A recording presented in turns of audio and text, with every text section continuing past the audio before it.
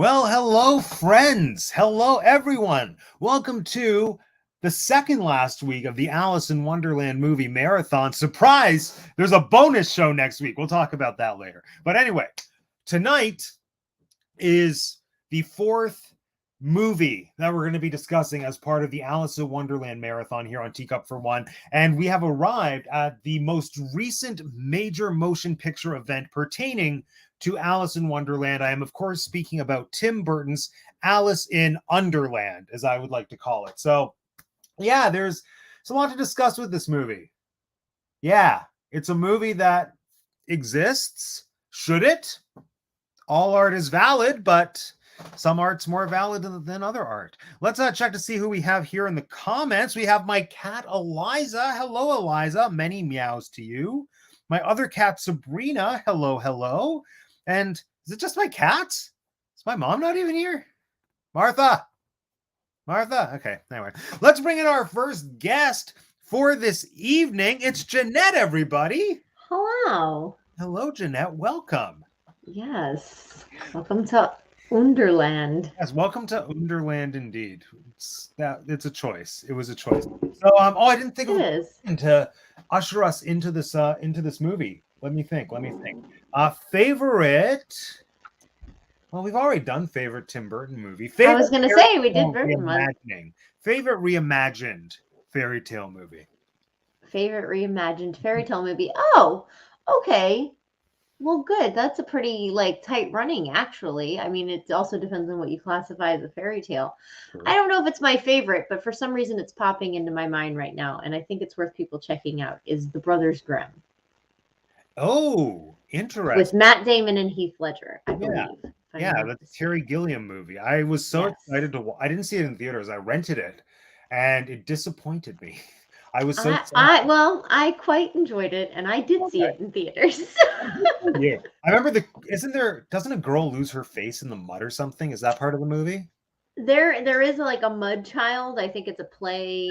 I don't know. Maybe we're not supposed to talk about Tar Baby Tales, but I felt maybe there's an actual German tale that's mud. Yeah. So it just had a lot of similarities, but no, I wasn't thinking of that part, more so the Heath Ledger parts, but But I remember my thing with it was that I loved the idea, but I was disappointed that we didn't venture further into the fairy tale land of it. I remember it was just a lot of, here's one tower in the forest. We're just going to keep going to this tower. And yeah. Did the cat die? Oh gosh, I don't even know. See, it's been a while. But like I said, I would throw that out there because for some reason it's popping into my mind. So it must have, I've watched it a couple of times. I'm remembering now, there's a really fluffy white kitten that someone kicks and then it goes into a spinning blade. And it's just this mess of blood and white fur. And I think that's why I'm deterred away from it. Well, kids, I mean, there's, don't watch that part, I guess. I don't remember that part. Oh, now you're making me want to revisit this movie. Oh my goodness. Anyway, let's bring on our next guest for this evening. It's Lisa, everybody. Hello, everyone. Hello, Lisa. Welcome. Same question. Favorite reimagining of a fairy tale? You're gonna hate this, Matt, but it has to be Maleficent. 2003 Peter Pan. Pardon? Is it 2003? That's not a reimagining. No. It would be Maleficent for me. Oh.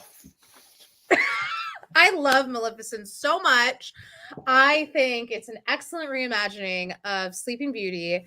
And yeah, Maleficent is it for me. I don't know what to tell you. I'm sorry, Matt. Writer. It's the same writer. Okay. This movie. Is it the same writer? Yeah. Well, I mean, I think they did a better job with Maleficent than this one. Agree to disagree. She gave us Belle. She changed the trajectory of Disney princesses. So I adore her as a human. Let's take a second though. If Helena Bonham Carter was Maleficent and Angelina Jolie was the Queen of Hearts. Angelina Jolie could not kill the Queen of Hearts the way that Helena Bonham Carter did. I don't think. Oh, okay. Well, then, yeah, I'll take it if it's. I mean, I don't even for Helena Bonham Carter to get credit for this performance because it was all the animators. It was all, yeah.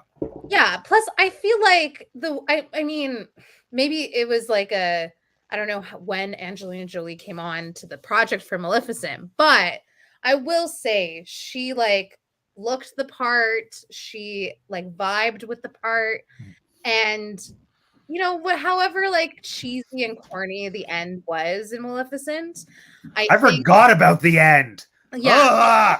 I don't even know because I tried to watch that movie 3 times and fell asleep every time I tried to You watch want to it. know how it fine. ends, So I Jeanette? gave up. You want to I know how gave it up. ends? Spoilers. Here we go. Who do you think kisses her to wake her up with a mother's love? Because Prince Philip's love isn't sufficient. Which, to be fair, It isn't. because they like just met. But still, Okay. Maleficent kisses her. Because in the story, in the origin story, Sleeping Beauty is raised by the fairies, and little Aurora doesn't stay in the cottage. In this version of Sleeping Beauty, she actually ventures out and meets Maleficent and doesn't realize who Maleficent is. They did the fairies so dirty in that movie too, because the fairies in the cartoon are amazing. I was gonna say I don't recall so ever underrated. even what. Yeah. Like the I don't know. fairies in Disney's animated classic Sleeping Beauty, they carry that movie. And I think everyone overlooks their contribution because it is very much their movie. Aurora's in that movie for just like a blip. She's a blip on the radar. It's not her movie. She's the title character. It's not her movie. She's like the Cymbeline. But it's about 3 middle-aged women who are just saving the day, saving the princess. I adore it. And everyone, like, that's my go-to when people say that Disney just has 2 female archetypes for their classic characters, like either princess or witch villain. I'm like, no. We have these 3 amazing fairies. And Madame Mim. And Madame Mim. Well, she's like classic witch woman, though. She falls into that stereotype. She I falls don't know, she man. falls there. She's cool Aunt Witch. That's That what she is. okay, yeah, I can give her that. But anyway, Either way, Maleficent. one day I'll revisit. One day we will talk about it We'll more talk in depth. And Angelina Jolie month.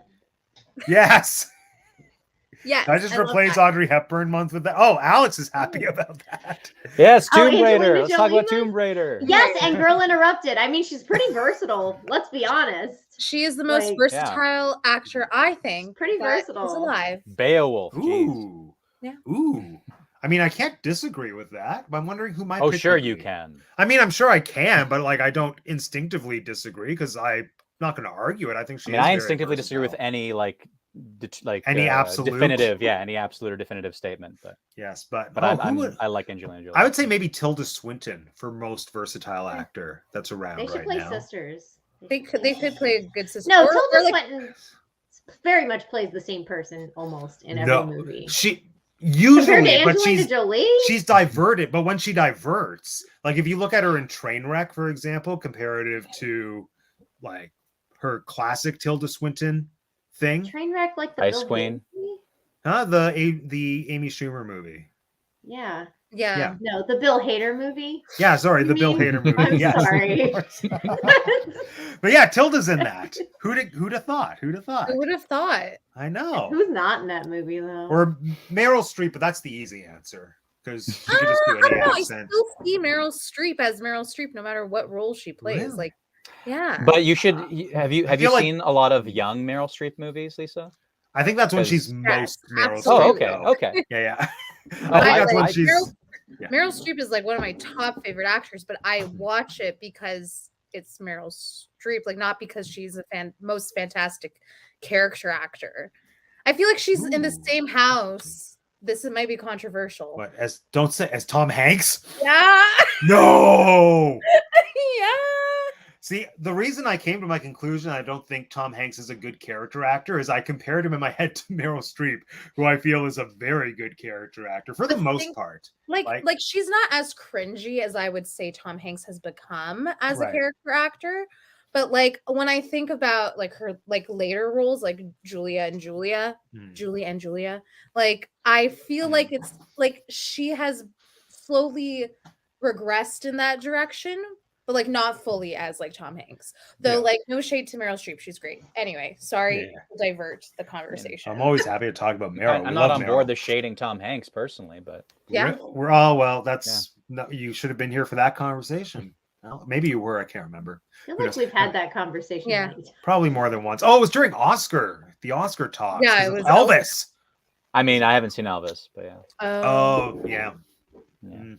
Okay. I mean, and but one bad role does not It's does not not as a well. bad actor make. Or, Oh no! It's just Bad the types of character roles actor that either. Tom has taken over the past few years. Like they're not the best choices. I feel for his ability. has anybody seen Sorry if there you've was seen an Rogers. there's an huh? Oh, What? sorry. Well, I liked the Mr. Rogers movie, except for him. Yeah, there's an old movie where he's quite young. Well, Big. quite young for him. No. But League of Their Own. Toy Toy It's a Story. music one. He's a music manager. It's like The Music Man. do that thing you do. Crazy Do that little thing. Oh, crazy no. little thing called. No. No. But it's like a Do that. Yeah, it is. It's that thing you do. That thing you do. That thing It's you called do. That Yeah, thing yeah, you yeah. do. I think. Yeah. Yeah. Oh. And he's I know. like the manager of the band, right? But yeah. I'm just saying that like See, that's Vince gets it. Vince gets it. But Tom Hanks nor Meryl Streep were in this movie. Oh yeah, you're right. Well, Yeah, yeah, Alex. Thank you, Jeanette. Oh yeah, wait, Alex. What's your favorite reimagined fairy tale movie? Reimagine. What does that mean?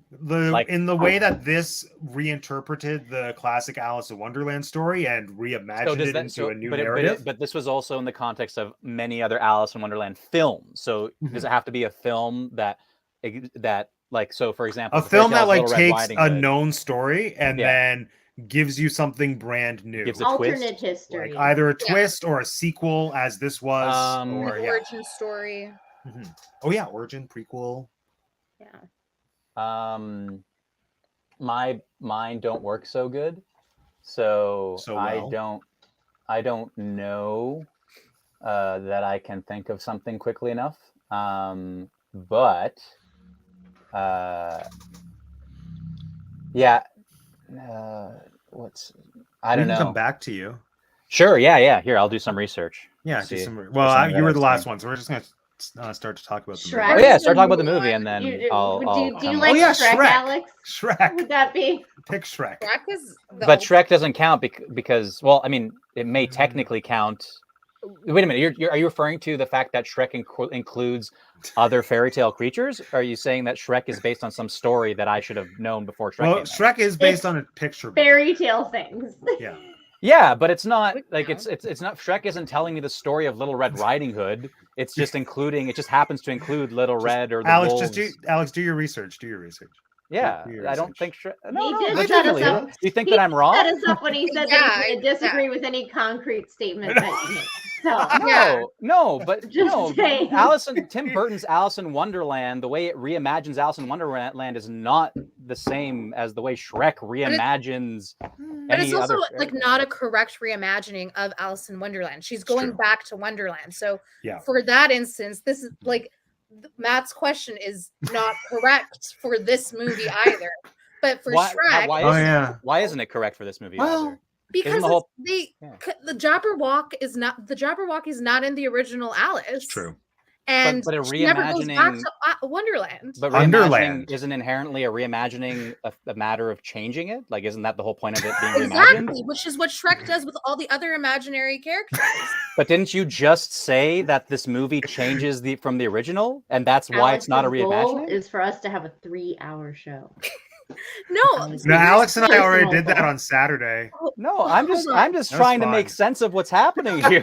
Alex, I just want you to pick a fairy got tale movie that you like. I just A made movie? a Just statement pick a about fairy tale about movie that fairy you tale like. reimagining, Pick a and I fairy made tale an movie you opinion. I made a like. statement about Shrek, and then I was immediately attacked.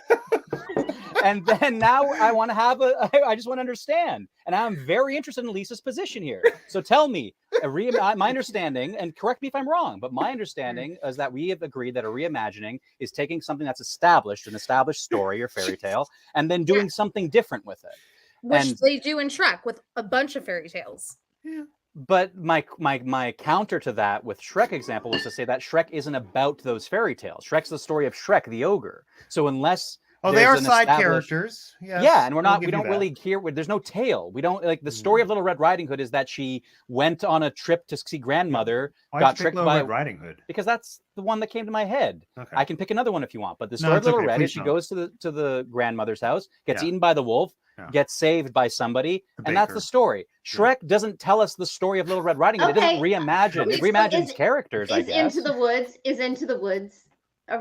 that a reimagining? I would No. argue yes, no. No, but No? sorry, and I'm not trying to. Sorry, I'm not trying to Yeah. be definitive here. When I say no, it's based on it's on the fact that, for example, I don't know that there was a story of Into the Woods prior to Into the Woods. Like, if there was a Shrek story of No, an there ogre is or a whatever, book. Yeah, there's a book called Shrek. yeah. So if there was a book called Shrek that predates the movie, and then the screenwriter or whatever took that book and reimagined it and created this film script that is Shrek the movie, then that would be a reimagining of the story Shrek. Well, The same way- technically, that is what happened. and that's great. So Shrek's a good example in that sense. But in the sense that Shrek shows fairy tale characters in a way that we haven't seen them, to me, doesn't qualify as a reimagining of the fairy tale. Vince At has most, the it answer. qualifies as the reimagining of the fairy tale character.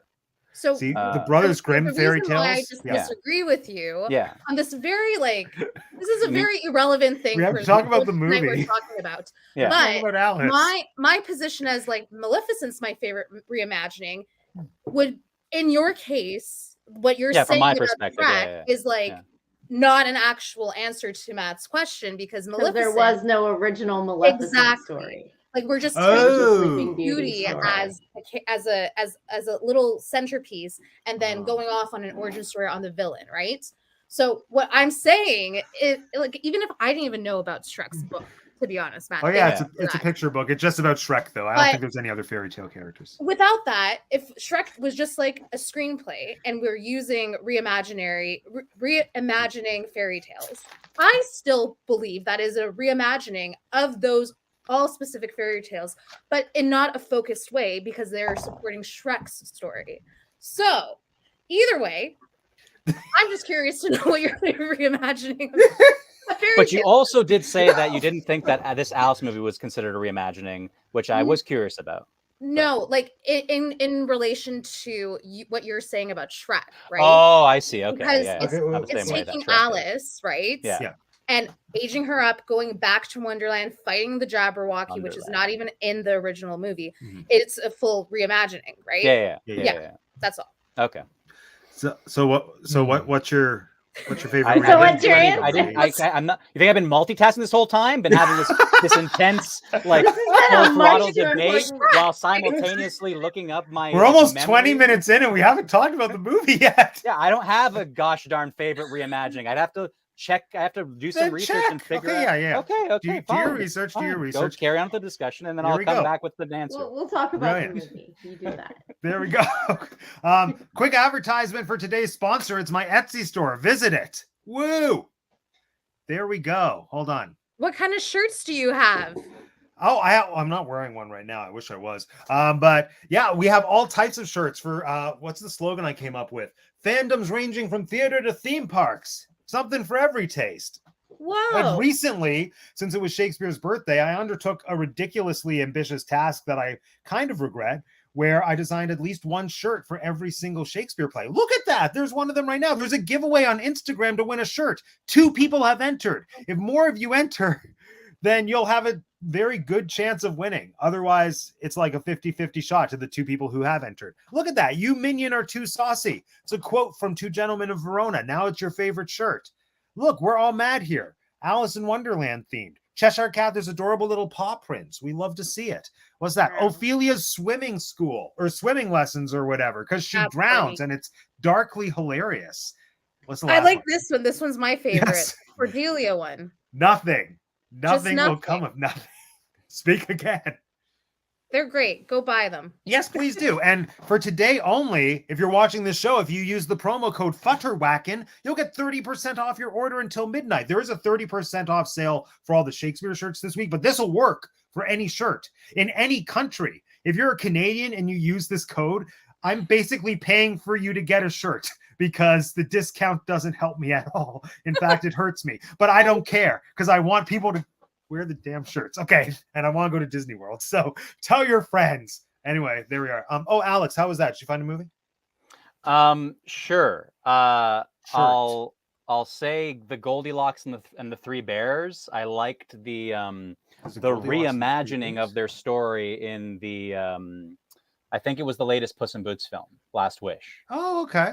Because they actually do go into detail of how basically the bears wanted to like adopt the Goldilocks. No spoilers. I'm still going to see it. Oh, okay. Well, anyway, they do a cool thing with like that story. They kind of reinvent it, as it were. Like it's not the classic Goldilocks and Three Bears story that we all know and love.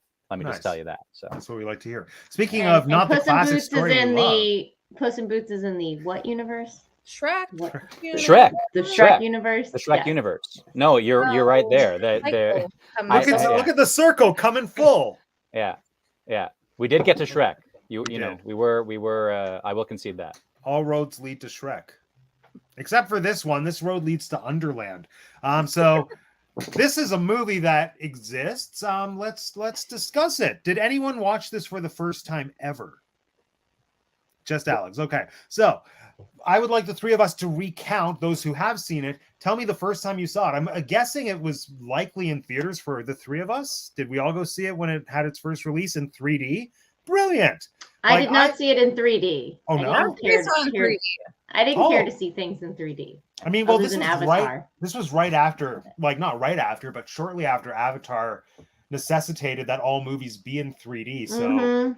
yeah. So Yeah. I definitely saw it in 3D. I actually saw this in 3D in Edmonton when I was going to check out the school I almost said spending 3 years of my life at. And yeah, so I always think of this as Matt's Edmonton movie. And I liked it a lot more the first time I saw it than I did watching it this week. I'll tell you that much. I remember really appreciating the script and the reimagining or the reinterpretation of the classic Alice story. And I thought it was a cool way to structure the story. I have different thoughts on that now, but that's how I felt about it like 10 plus years ago when it came out. Jeanette, how about you? Yeah, I saw it in theaters. This was at a really weird time in my life. It was a lot of change, so I think that led to me liking it even more. I've liked Alice in Wonderland like above many other stories since I was a child, so I'm just inclined to like this movie. I like Tim Burton. I like Johnny Depp. I like Helena Bonham Carter. Yeah, there's not really a whole bunch I don't like about this movie. Retroactively, the CGI is not fantastic, but there were many films of this time period in the uncanny valley type things that was it's kind of weird now. So I can learn to accept that, and a lot of it's still very beautiful to me. But yeah, I've liked this movie all around the whole time, and I think that I watched it with different eyes this time, and it felt a lot shorter than it used to. Oh, it felt so long to me, but yeah. Lisa, how about you? Yeah, I saw it in theaters. I was in high school. I think I was either in grade 10 or 11. And I remember seeing it with my best friends, who are still my best friends till this day. So maybe I can thank this movie for that friendship. I don't know.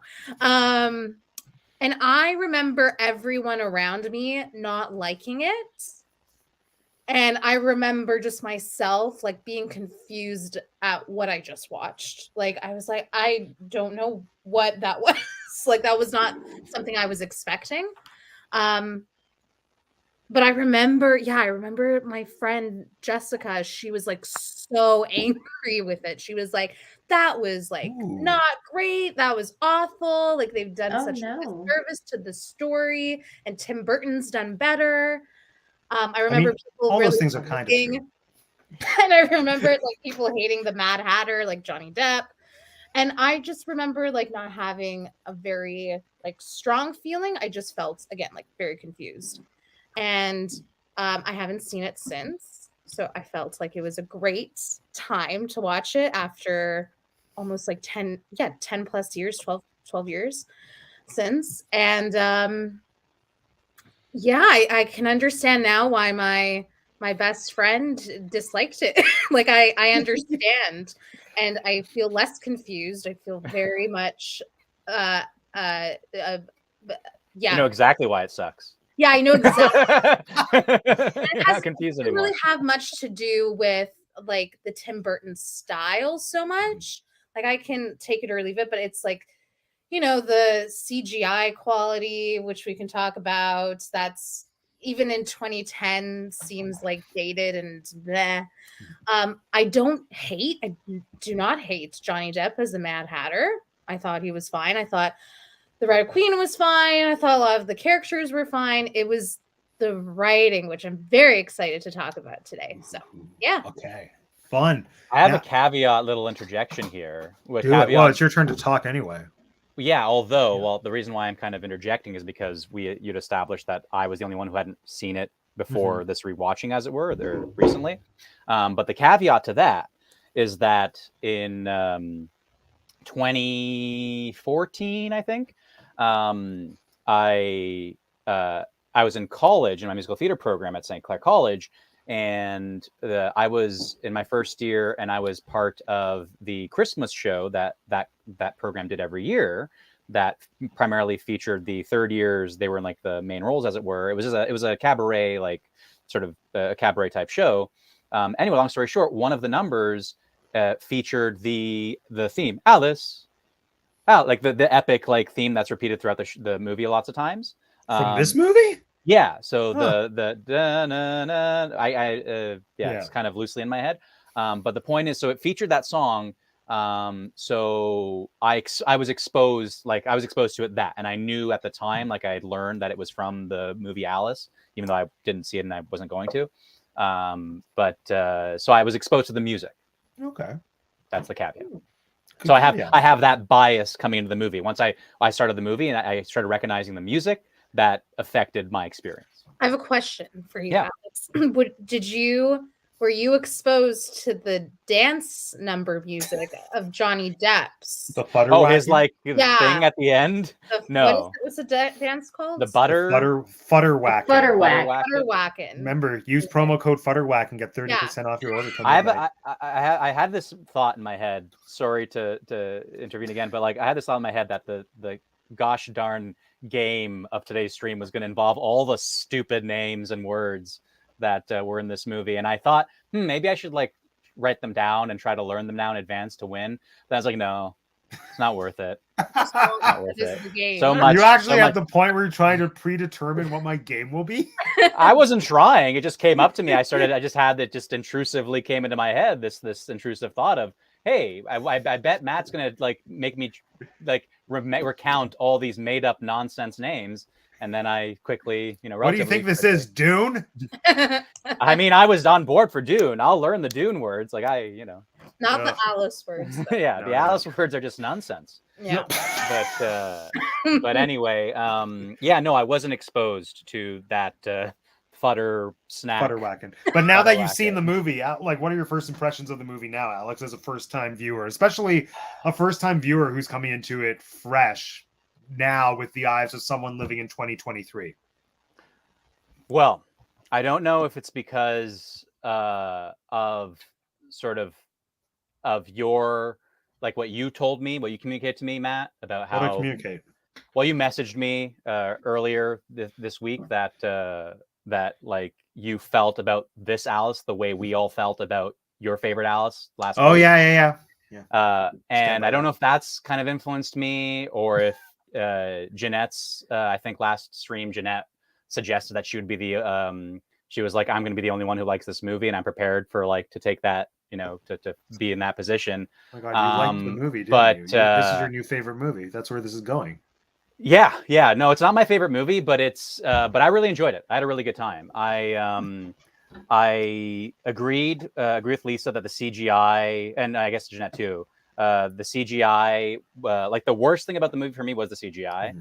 I didn't think the CGI was horrendous. I thought the worst it got was just bad, and the best it got was fine. There were some, so like to the scenes that Jeanette was saying, like some of them were beautiful and stuff. I mean, there was some practical, right? There were some rooms that were practical and sets that were practical, but I'm sure there were. Yeah. yeah, no, Sure, yeah, yeah. like there, Yeah, like like when Alice that was comes actually in- Matt Lucas as the Tweedles.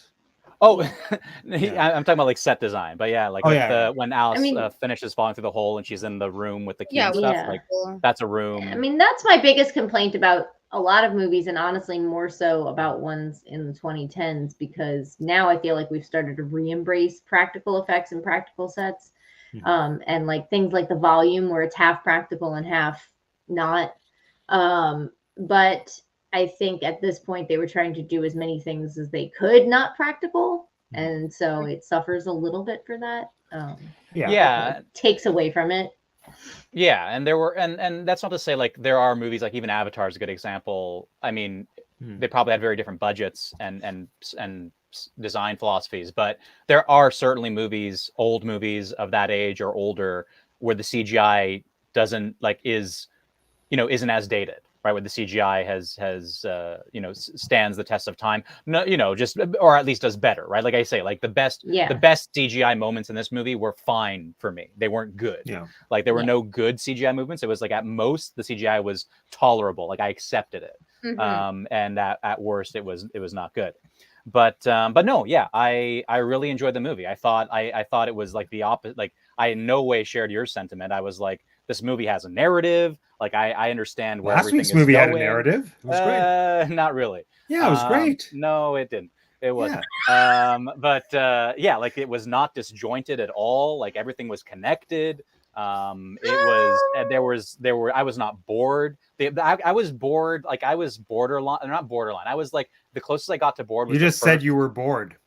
The first 20 minutes of the movie before she goes into Wonderland, where there's all this like setup there, I was like, that was the best part of the movie. Yeah, that was my least favorite. That was the most boring to me. Once that things got started, and it was actually before she fell through the hole. Like once she started seeing the White Rabbit, basically was when I kind of like perked up and was like, oh, like this is interesting. What about when the Tweedle girls showed up? I love that part. Oh yeah. The girls are they were characters. Like they were abnormal. Like and there were a lot of like a couple of abnormal things in the real world as well. But yeah, when the girls showed up, they were I agree they were that was funny, and they were good. But yeah, so the music, I love the music, and that's where that caveat comes in. Like I love the music back when I did the Christmas show. My Christmas show, and I love the music here. And even though most of the music, if not all of it, is like the same kind of theme repeated, I thought it was epic and it was good, and I enjoyed it throughout. Yeah, and no, I had a good time. Like I wrote a bunch of notes. I can get specifics, but for the first sort of impressions, generally, I had a good time. I really enjoyed this movie. Okay, yeah, I was surprised. I think partly I was part of it might very well have been that I was set. I was like, well, Jeanette thinks she's gonna be the only one who likes the movie, and Matt thinks this movie sucks, so I'm gonna show them.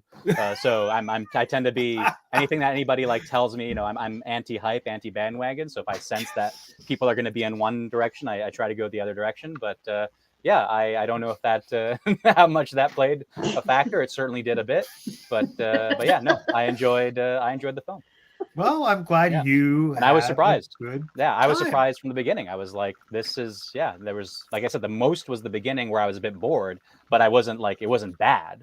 It was just like, and I was like, man, when's this movie going to get like terrible like other? Oh, see, the beginning is my favorite part, and Well, I pity the fool.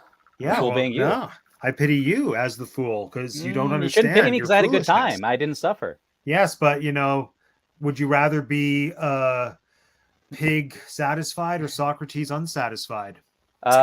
Probably at the end of the day, a pig satisfied. Wow, I mean, the intuition, I definitely, my personality is the Socrates dissatisfied, and I understand why that's valuable. But as I grow older, I realize that ignorance is bliss, like Cypher said in The Matrix. Well, you're a pig, Alex. There you go. So we are split in the We middle. are. We have two people who We're like diagonally. Wait. and the other two who despise it. Yes. And I will use that definitively. You actually, can you do that, Lisa? Can you join elbows with Matt? Wait, hold on. The other arm. Yeah, and closer to the corner. Can you go higher to the corner? And then Alex isn't gonna. Yeah, Alex, do it. Yeah, I was like, and then Alex isn't gonna do it. Closer, He upper, can't. I'm challenged. There we I'm go. challenged. Here we go. Huzzah! Okay. We just said something like can we court screenshot watch. that? We're all cursed for Yeah, 300 clearly. years. Yeah. There you go. Yeah. Wakanda. We created forever. a forbidden symbol. Yeah. Yeah, we did. So for those of us who were revisiting it, let's do quick first impressions. And then we'll dive into the specifics of everything. Obviously, I didn't care for it. I went in knowing I wouldn't care for it, but I discared for it more than I expected. The CGI and the visual look of it was a huge part of it for me, because just notoriously, as I've said many times, I don't care for CGI in general in most cases. But watching this, to me, it felt like watching Spy Kids 3D on VHS. Like, it felt like the experience of watching a movie that I think was very much meant to be viewed in a 3D setting 10 plus years ago. And it's not a strong enough film visually for me to carry over to watch on a regular TV streaming on Disney Plus. So without that 3D experience, I think the visuals were lost, but also I just don't think the visuals are that good. It reminded me of watching a terrible video game. And then especially compared to my favorite Alice movie last week, which might even just be my favorite movie of all time. Well, probably not of all time, but I do love it. I love it. But just the mix of practical effects in last week's Alice movie is part of the reason I love it. So comparing my favorite White Rabbit, which is last week's White Rabbit, I know, divisive opinion, but I love that rabbit, to this White Rabbit, so fake, don't love it. And then the writing, I was so into the writing and the adaptation when this movie first came out, and I'm not now. I don't know if it's because I'm older, wiser, maybe more jaded, or maybe it's just because it was such a unique thing to have this type of movie at the time it came out. But now we're at a point where everything, especially coming out of Disney, is a live action remake. About half of the live action remakes are reimaginings or reinterpretations of the original material. And I think that has been done better by Disney and by other studios since then. Like, I think of something like Christopher Robin or Cruella, which are deviations of the original, but I feel superior movies and just great movies on their own. That's not what this is. And then this is also like, it had echoes of Hook, which I'd be interested to discuss. And even though as I figured out last year, don't care for Hook, I prefer Hook to this movie. So there we are. And to answer Vince's question, technically the first live action remake was Glenn Close's 101 Dalmatians in the 90s. But this is probably the one that kickstarted the current trend that we're in. So there we are. When did the Cinderella happen? 2015. Yeah. Oh yeah, that was a while after this. Yeah. But Jeanette, what did you think in revisiting? So let me start with two things I remember about seeing it the first time. Well, I don't know if that's two things about the first time, but one thing about the first time is I remember when I went to see it, I remember thinking, oh, this was not as good as his Charlie and the Chocolate Factory. So, because I quite love his Willy Wonka. So I was like, oh, that wasn't as good as Willy Wonka. And this is one where I Alex actually and might I agree with you. I might actually agree with you, Jeanette, in this sense, and I'll get to that. Yeah, like I really love his Willy Wonka. And so I like, Not that far. I would have liked, honestly, I would have liked a couple of musical numbers in this. Typically, I don't like them sprinkled in where they don't need to be, but I felt like this could have benefited from it. And I remember thinking those two things when I saw it, because I thought Depp and Burton had done a great job with Willy Wonka. So I kind of wanted to see more of that energy in this. And I felt like it was a little more bleak. Yeah, I don't know. This time watching it, I realized that I don't, and I think I really felt this way the first time, but I just was more neutral on it. I don't much care for what's her face that plays Alice. Mia Wasikowska? Wachowski, I guess. I don't know. Don't much care for her. So I would have liked, I'd love to see another Alice, but she was okay. It's just, I don't know. I want it. And then I forgot how little Caterpillar we really get in this movie. Yeah. That was Alan Rickman, right? Yeah, exactly. So I was like, oh yeah, I'm gonna get to see some Alan Rickman. And I'm like, he's in like 2 scenes. What's up with that? But they're the best scenes. His Yeah, voice so I mean, transcends. I still enjoyed this movie. I just it didn't grab me the way that it did the first time. And I enjoyed Anne Hathaway's character more this time than I did last time. Oh, I remember the other thing I realized the first time I went to go see it. So there was a novel series that I read. Looking Glass Wars?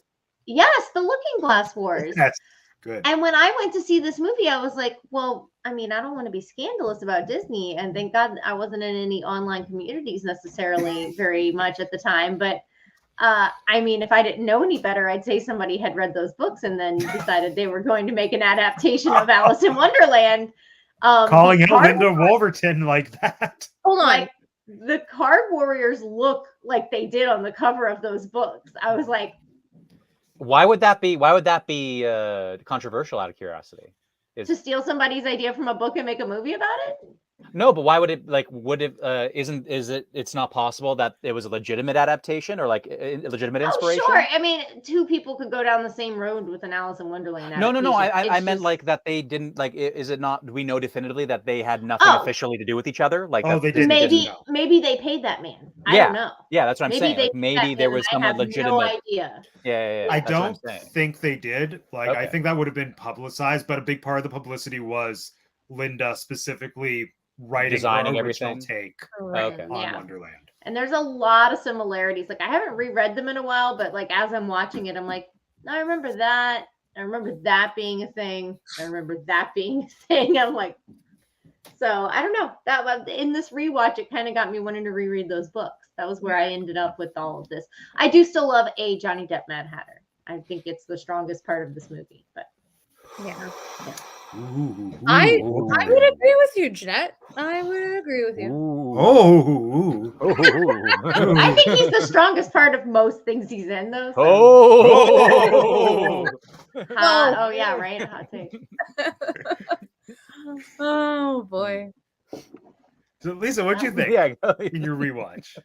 Yeah, I think I alluded to some of the things earlier, but yeah, I think like I understand why my friends at the time did not like it. My biggest takeaway was the incorporation of the Jabberwocky and how it just like didn't really make sense. And I can get into it now. So like for folks who don't know, the Jabberwocky is a Lewis Carroll poem that he wrote, just like he did with Alice in Wonderland, the series.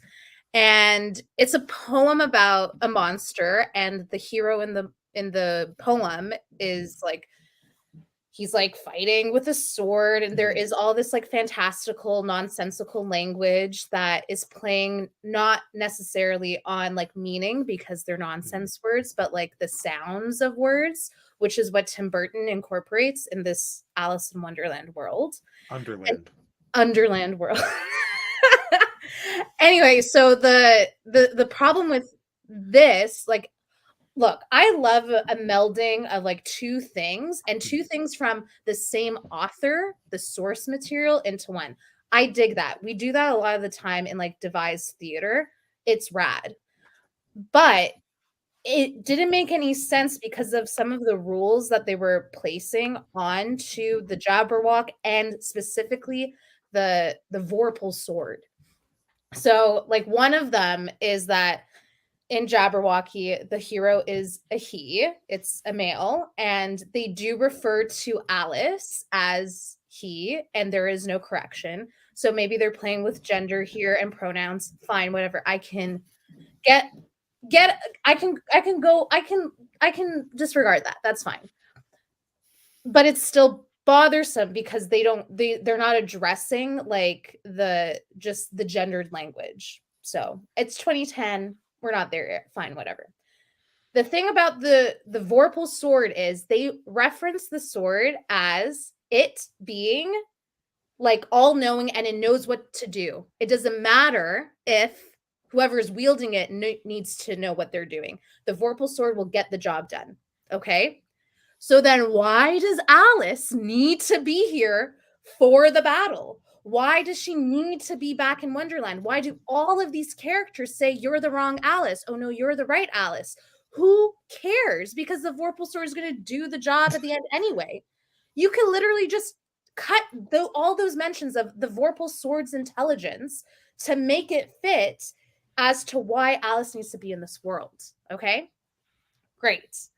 The second thing is you could clearly see that the CGI for the Jabberwocky is pretty good compared to every other CGI part of the movie. And it goes so much further than just the image, but also the direction of the whole scene. Because when Mia is like, cheekily saying off with your head, her delivery is awful. And as the director, Tim Burton should have been like, no, do it again, because you're defeating a monster.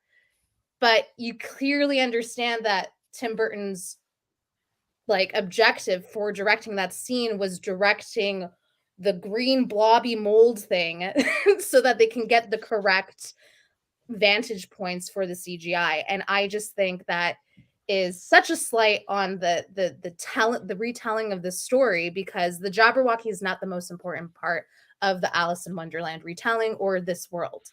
So all that to say is I hate the inclusion of the Jabberwocky, and they could have done it so much better. And I just think they were trying to be smart with it. They were trying to be like, look what we can do by melding these two fantastical worlds of Lewis Carroll together. And it just makes me so mad because it could have been better. So yeah, no, I wanted to talk about the Jabberwocky too, because so many thoughts. And I mean, the Jabberwocky is interesting because I find the Jabberwocky tends to show up in Alice adaptations in ways that sometimes feel very forced, because Jabberwocky is in Through the Looking Glass, kind of. Like Alice discovers the poem, but it's not a physical thing. She just reads the poem. She's like, well, that was weird. Then she goes on her merry way. But so many adaptations have taken it upon themselves to use the Jabberwocky as a tangible threat or a villain. So that didn't bother me, because I've seen that done in past movies and done better and worse in some. Actually, no. Not worse. Done better in previous versions. Yeah, I agree with you with that, Matt, from other reimaginings and just stories of it. But I think it was just it was forced to thread a narrative, which as we talked about in the Disney version of Alice in Wonderland, the animated version, it didn't really have a narrative, right? So I can definitely see the screenwriters and the director being like, we need a driver, right? So adding the Jabberwock actually does make sense, right? Well, it makes sense. I hate how they did it in this one, and especially because in to go off on a tangent, because I mentioned this in a video that hopefully will be out soon on the channel. The 1985 version, the made-for-TV version, I think the way they use the Jabberwocky there is brilliant, because she finds the poem as she does in Through the Looking Glass. She reads it, and then her fear of the Jabberwocky manifests it as just a thing that follows her. And it's very hands-off, but I love it. I think it's a brilliant way to incorporate the Jabberwocky. So that's a good way. But I think my biggest issue with how Jabberwocky is incorporated into this movie is that it doesn't seem to follow the logic, which is a funny word to use when you're talking about Lewis Carroll and Wonderland, but it doesn't follow the logic of Jabberwocky lore or mythology. When he's reciting the poem, the fact that he's reciting a bastardized cut and paste version of the poem really irked me, and maybe that was just me being too much of a Lewis Carroll purist, which again is hypocritical because I haven't read the books in full, but I know the poem. I pretty well have the entire poem memorized from start to finish. So it was that sensation of hearing something that really well recited wrong. So that annoyed me. It was done purposefully, right? That a choice was made, right? Oh yeah. Yeah. I think the choice was just made to make it shorter, and they thought people watching this, 9 out of 10 of them won't know the full Jabberwocky poem. So as long as we give them something that sets up what this dragon thing is, then we're fine. But then my other issue, kind of in that same vein, that I'm trying to not let bother me as much as it does, is the way that it melded Looking Glass lore and Wonderland lore really kind of bothered me. And I know that's a normal thing to pick and choose elements of both and kind of mesh them together. But mostly the relationships between the two queens, Alice in Wonderland has a royal circle that's card based, and then Through the Looking Glass, it's chess based. It's very distinct. It's this is the game of royals that we have in this world. This is what these royals are. And here to have the White Queen, first off, not having any chess imagery aside from those gargoyles that are rooks, like that annoyed me. But Yeah. then having the Queen of Hearts being half Red Queen, half Queen of Hearts, that also annoyed me. I'm like, if you just go full out, if you have like a chess army against a card army, do it. That's But it wasn't cool. that. It was just like weird, watered down, neither one. And that was, yeah, anyway, that's my opening thoughts. Well, it seems like both you and Lisa have like a lot or a big, at least in part, a big source of your displeasure with the movie stems from your familiarity with the source material. You're not wrong. And I Wait, think, hold on. and for Jeanette's me, in the wrong place. I'm going to reorder you. Hold that thought. Hold on. Wait, hold the thought. Hold the thought again. Wait, no, Damn it. I'm in the wrong place. No. Wait. Yeah. There we go. Okay, Oh, keep going. sorry. for me, who has had zero exposure to any source material, poems. Yeah. I was vaguely aware due to like a discussion we had before. I was aware that the Jabberwocky was stemmed from Lewis Carroll. But anyway, yeah. So my point, the point I'm making now is just to say that for people like me who have not been exposed, we don't have the opportunity to have that perspective, right? We don't have, we can't look at the film and feel one way or the other about the portrayal of these characters. So, which is fine. That doesn't mean that your takes aren't valid or anything like that. It's just something I think bears mentioning or pointing out that, that'll be there'll be a limited portion of the audience that will experience what or have the opportunity to experience what you guys have. But I think like besides Matt and I like knowing the Jabberwocky poem, the just the sole mention, like the White Queen mentions it, the Mad Hatter mentions it. I think it's alluded between like the Knave and the Red Queen. Like they keep saying the Vorpal sword will know what to do. You don't need to let the sword do it. You don't need to know anything about the Jabberwocky. You don't need to know anything about Lewis Carroll's writing. The fact that they kept saying that line to a point where you're like, me watching it just the second time in my life, it's like, well, then why is Alice here? Like, can't the Mad Hatter kill the Jabberwocky? And that stems onto another issue I had with it, was just how she kept on falling back on, I'm dreaming, let me wake up. Like that went on far too long for my liking. I felt like there had to be a point where she just accepted that this was real far sooner than she did. And that was actually when I realized that it was kind of like a less effective version of Hook, since Hook is also like so heavily focused on helping this adult realize who they were when they were a kid and what their role is in this weird Wonder and or Neverland. But it just didn't work for her because she just kept going along with everything. But it just made her her character, I feel, really passive and indifferent in ways that didn't work for me. Yeah. So that's interesting. Yeah, go ahead. Yeah. Well, no, I think like this whole idea of Alice coming back to Wonderland, that's not like looking through the looking glass type deal, is a cool thing. Like I really like admire that way of reimagining the story, because it's trying to do what Hook is doing, of like remembering who you were as a kid and like remembering who you are at the core of your like spirit and your purpose in life. Cool, whatever. But it was just like for 2 hours straight, Alice being like, I'm just dreaming, until like the very end of the fight. It's tough to stick with it, especially when the world is poorly CGI'd, and also just like dramaturgical script inconsistencies of like wanting to know, like, okay, well then why are you here then? Like, why did you come down the rabbit hole if it's just a dream you think you're in? Yeah. So that's an interesting point, and I have things to say about all these points. I'll try not to get through too much because I don't want it to be a 3-hour show. God knows. That's the last thing that I want. What is it? Midnight on a Saturday? But yeah. This isn't Shakespeare's birthday, Did anyone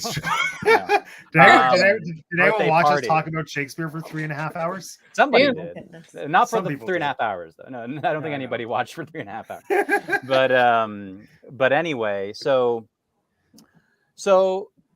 regarding, I want to address the sword first. Morgan's on her way. Sorry, keep going. Yeah.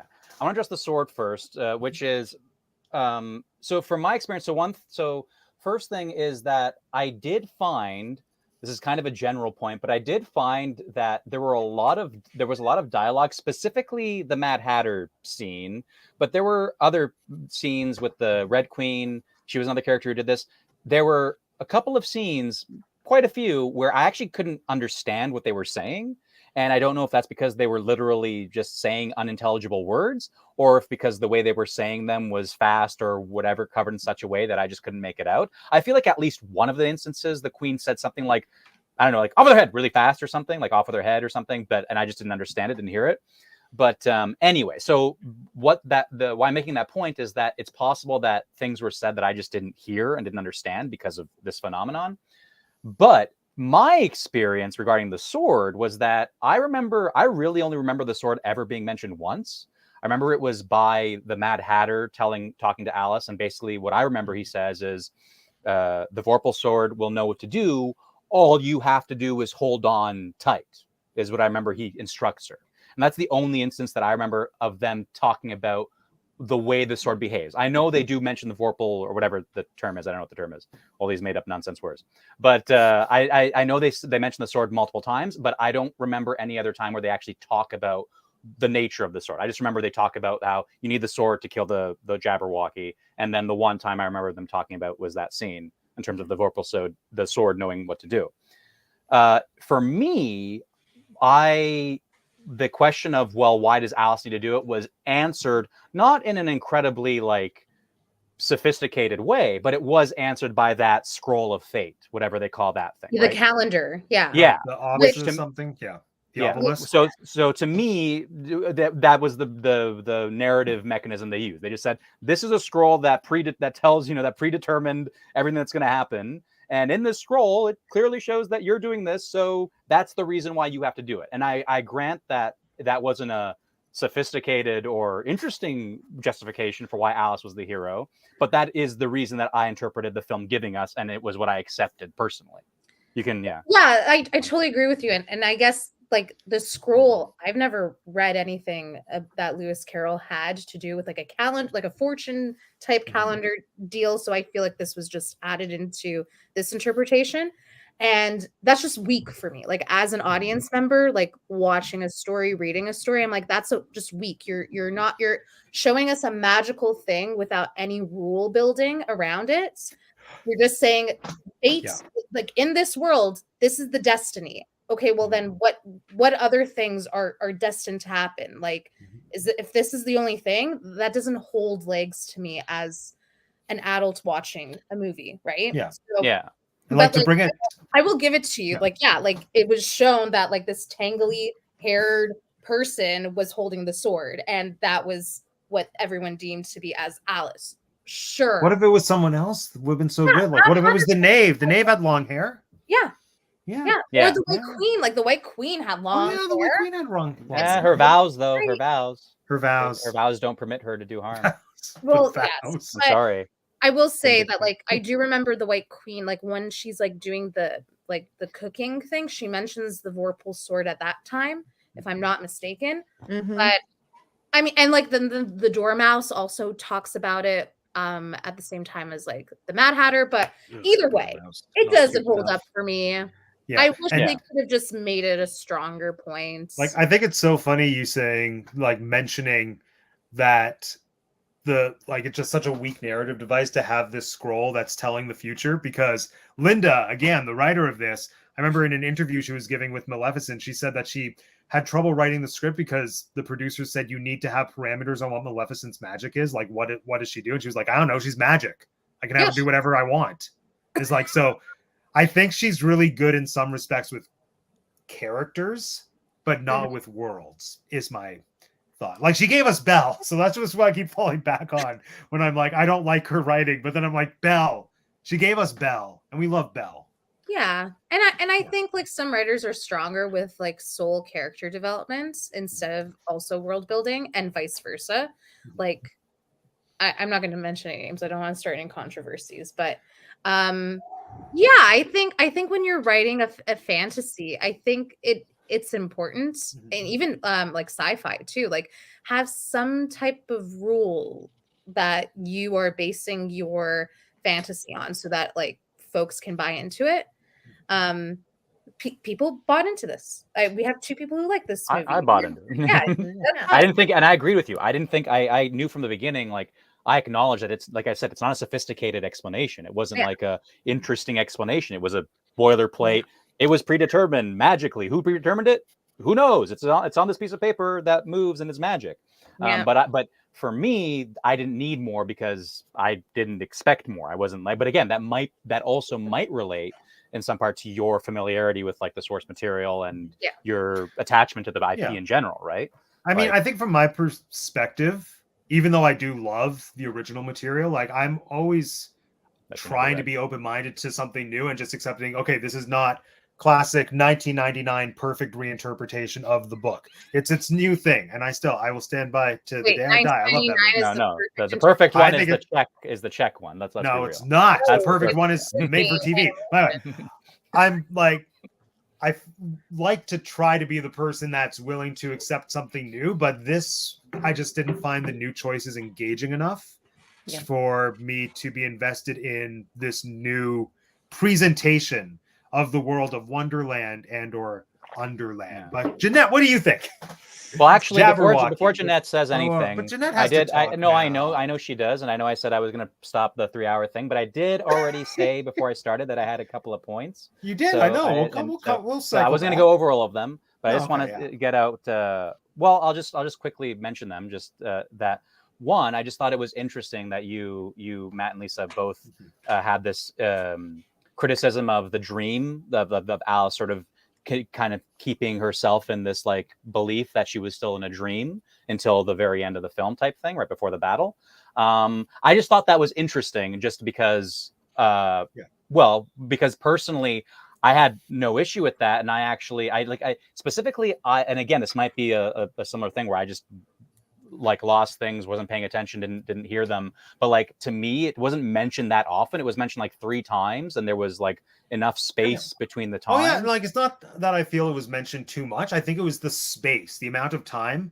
Like there's a point relatively late in the movie. I can't remember. I feel like she might be on the balcony with the Hatter, or no, even when she's talking the to balcony Absalom. on the Hatter is when she when she's talking to the caterpillar too, the second time before she has the flashback. Like it's so deep into the movie at that point, and she's been so engaged in the world that I just found it took me out of it for her to still be in this headspace of, well, I'm clearly dreaming this. I'm like, no, like you seem to have accepted it, Alice. And I think as a convention to have her in denial for that long, that's interesting to me if it's explored or not even explored, if it's directed better, acted better. I don't know what it is. Just the way it exists in the movie right now, to me, doesn't work effectively. Yeah. Like, I think she would have needed to have that flashback moment with Absalom maybe at the halfway point. Yeah. I agree with you, Matt. It's like in Hook, Robin Williams gets over the fact that he's dreaming not right away, like at least at the halfway point in the movie. This was like 3/4 into the movie where she stops thinking it's a dream and she actually has to do it. Even later, like it's right before she's about to fight the boss. The balcony scene with Depp. And right before the battle. So I get so what it stems to me, like, or the reason why, and again, like I don't disagree necessarily that the like the way it's brought up or the space or whatever, but to me, and this is an interesting point, I think Alice in Wonderland, every version that we've seen, to me, they're all dreams. None of them are real. To me, they're all internal fantasies that the character Alice experiences, you know, the some sort of the self-actualization, right? Some kind of self-discovery, but they're not real. She comes back to the real world, and that's what's real. And this movie, actually, one of the things that I'm actually not, like, one of the criticisms or things that I'm not actually sold on personally is that this movie, both with the scene with her and Depp, which actually I didn't mind that scene initially, but then when the movie ends and she comes out of the hole and she has the scratches on, I interpreted that as the movie telling me that what happened actually happened and it wasn't a dream. And I personally didn't buy that. Like I was like, I when that happened, I was like, to me, I actually wrote it down. I had this, to me personally, it made the theme kind of less strong in the sense that there's something about an individual going through this journey Mhm. on their own, as it were, in their own mind, and coming to this self-discovery that makes it more relatable. It makes it more like a story of a human being doing what human beings do, being insecure, and then coming to like a self-discovery through their experience. But there's something about the experience of it being a dream versus the experience of it being a legitimate trip to a fantastical world. Whereas the trip to the fantastical world because the point of Alice, because a story of Alice in Wonderland where Wonderland or Underland is real, Mhm. it cheapens the value of Alice of the point of the story, which is Alice and her self-discovery. Like, Yeah. if Wonderland is real, okay, Alex, great, you figured yourself out. Okay, go away. There's a real fantasy world full of magical stuff. Like, that's way more interesting and important than your self-discovery. So that was actually that's Yeah. my kind of interpretation of that. I agree with No, you. I agree. Yeah. Yeah. So then why not say you woohoo, be dream all the time, always be a dream. Don't accept it. Like, Alice, you're in a dream. Because she has to go back and face like having to sing in front of all of her parents' friends. Yeah. Yeah, exactly. Wrong but movie. if she doesn't believe it's a the dream, right then movie. she It's always risks the right movie. she risks being, kind of like it's funny, actually. It's interesting how this Alice had like no, almost like, I didn't feel any like hesitation with the like you don't have to leave, you can stay. I didn't like, whereas the previous Alice, I think she was, or I don't know if it was the previous one, but one of them was more like kind of seemed to have more conflict with whether or not to go back. Well, yeah, that was last week's movie. Yeah, last That's week. one So of the she was things like, that I don't makes want it to so go good. home, I want to stay here. Yeah, we love it. Anyway. And whereas this Alice, I felt none of that. I was like, she just, the moment she hands that weird venom from the Jabberwocky, it's like, I'm down the hatch. She's like, I'm going back. Yeah. And then decides to be a colonizer. That's a whole other conversation. I mean, I didn't even think of that, but Yeah, I was like, wow, way to be an active participant in colonization through capitalism. Way to go, Alice. Oh my gosh. Wait, Jeanette, what do you think? Oh, but also Morgan's here. Wait. Oh, you can keep eating, Morgan. Well, here. Wait, or do you want to come in? Use sign language. I can't hear you. Yes, okay. hey, Morgan's Morgan. here. Hi. Whoa. Morgan, do you have headphones? We're No. getting an so we hear ourselves. We hear ourselves. Yeah, now we don't, but we also don't hear you. So Yeah, it's true. While I you guess figure that whenever out, you speak, we'll be silent. Okay. You'll two figure it words. out. Beetlejuice. Jeanette, what do you think? Wait a minute. So, Last point, which I'm not going to harp on. There we go. Jeanette, what do you think? So we are talking about the You can't hear me, reimagining. eh? Yes, wondering Oh. about the reimagining. Is that what Yeah, you're asking? I can't remember how this started, but yeah. So Just my thoughts on the movie. Yeah. the parts the parts that I like that they in my opinion reimagined, I guess I'll start with the thing that I miss the most. The Tweedledee and Tweedledum are just kind of like there. They don't do like a lot of the Tweedledee and Tweedledum things. I've said it before. I love the Walrus and the Carpenter. There's no Walrus and the Carpenter. I don't know that I felt that way about that segment when I first saw this movie, and like now I know that about myself, so I missed that. Other than that, I thought that I like a reimagining that takes it to like either a dark or bleak place. Like I said, I like that series, the Looking Glass Wars. So if anybody reads that, it's it's fun. It's a war thing. It's it gets a little dark sometimes. So I like all that, and I love Helena Bonham Carter as the queen, the Red Queen, the Queen of Hearts, whatever. What are we calling her in this movie? The Which one is she? non-committal queen that wears red. Yeah, exactly. Is she a card? Is she a They chess piece? refer to her all the time. Yeah. They're. So I mean, I remember what like it is, but- I think it's the I Red like Queen. the decisions they decided to make. I'm always sad when the March Hare is too weird. Like when he's like not manageable weird. He's like, I don't know. He was very unhinged. He was a very unhinged Yeah. cartoon. Hard disagree there. I love the unhinged, more unhinged. The more There you unhinged go. March Hare. Yeah, I was in the camp of Depp. Not that great, by the way. Like, Yeah, bad or me not too. that interesting. Agreed. But- Agreed. I mean, put Depp in a top hat and make him slightly insane, and I'll love him any day. So that's fine with me. Yeah, well, it's hard for me to figure out if my thoughts or feelings towards him in this movie are purely based on this movie or just based on who he is and where he was in his career when this was made? Because it just feels like they threw Jack Sparrow into a Mad Hatter costume and adjusted his mannerisms. a Oh, little have bit. you seen the second one? Have you seen the second yeah. movie? Okay, so I haven't watched it all the way through in years, but I started it after I watched this one, so I got like 20 minutes in, maybe. And I was like, oh, you can tell they were like, hey, we got some stuff from the Pirates movies we should use.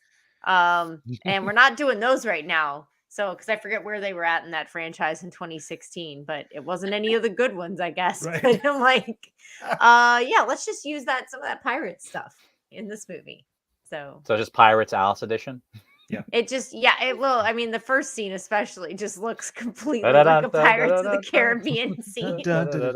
Oh yeah, the second one is so strange, and also the weird backstory with Red Queen and White Queen, and then you see her head grow. I don't like it. Didn't work. Alex, Is it stop repeating better? yourself. You got to choose those headphones. Yeah, gotta choose the headphones. You got to Oh, switch yeah. your audio Your setting. Unless you hear us through the headphones. Yeah. Oh, but not through the intro. No. Interesting. on. Maybe your mic is too sensitive. Although, doesn't make sense. We can't hear you now, though. Can you still hear us? Mm-hmm. Oh, we heard that. Unless that wasn't you humming.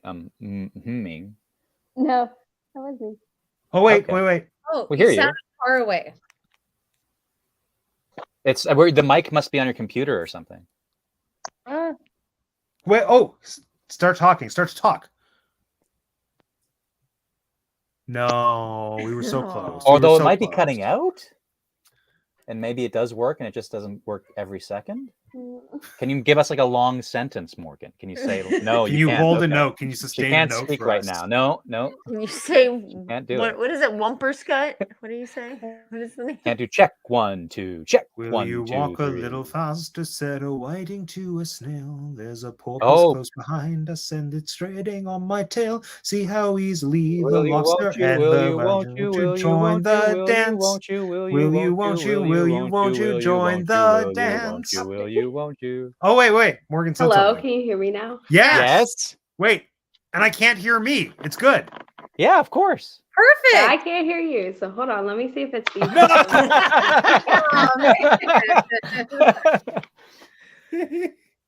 Hello. Now? Can you, Hello? we can hear you. Can you hear us? No. Hello? Can you hear us? Hi. We We can can hear hear you. you. No.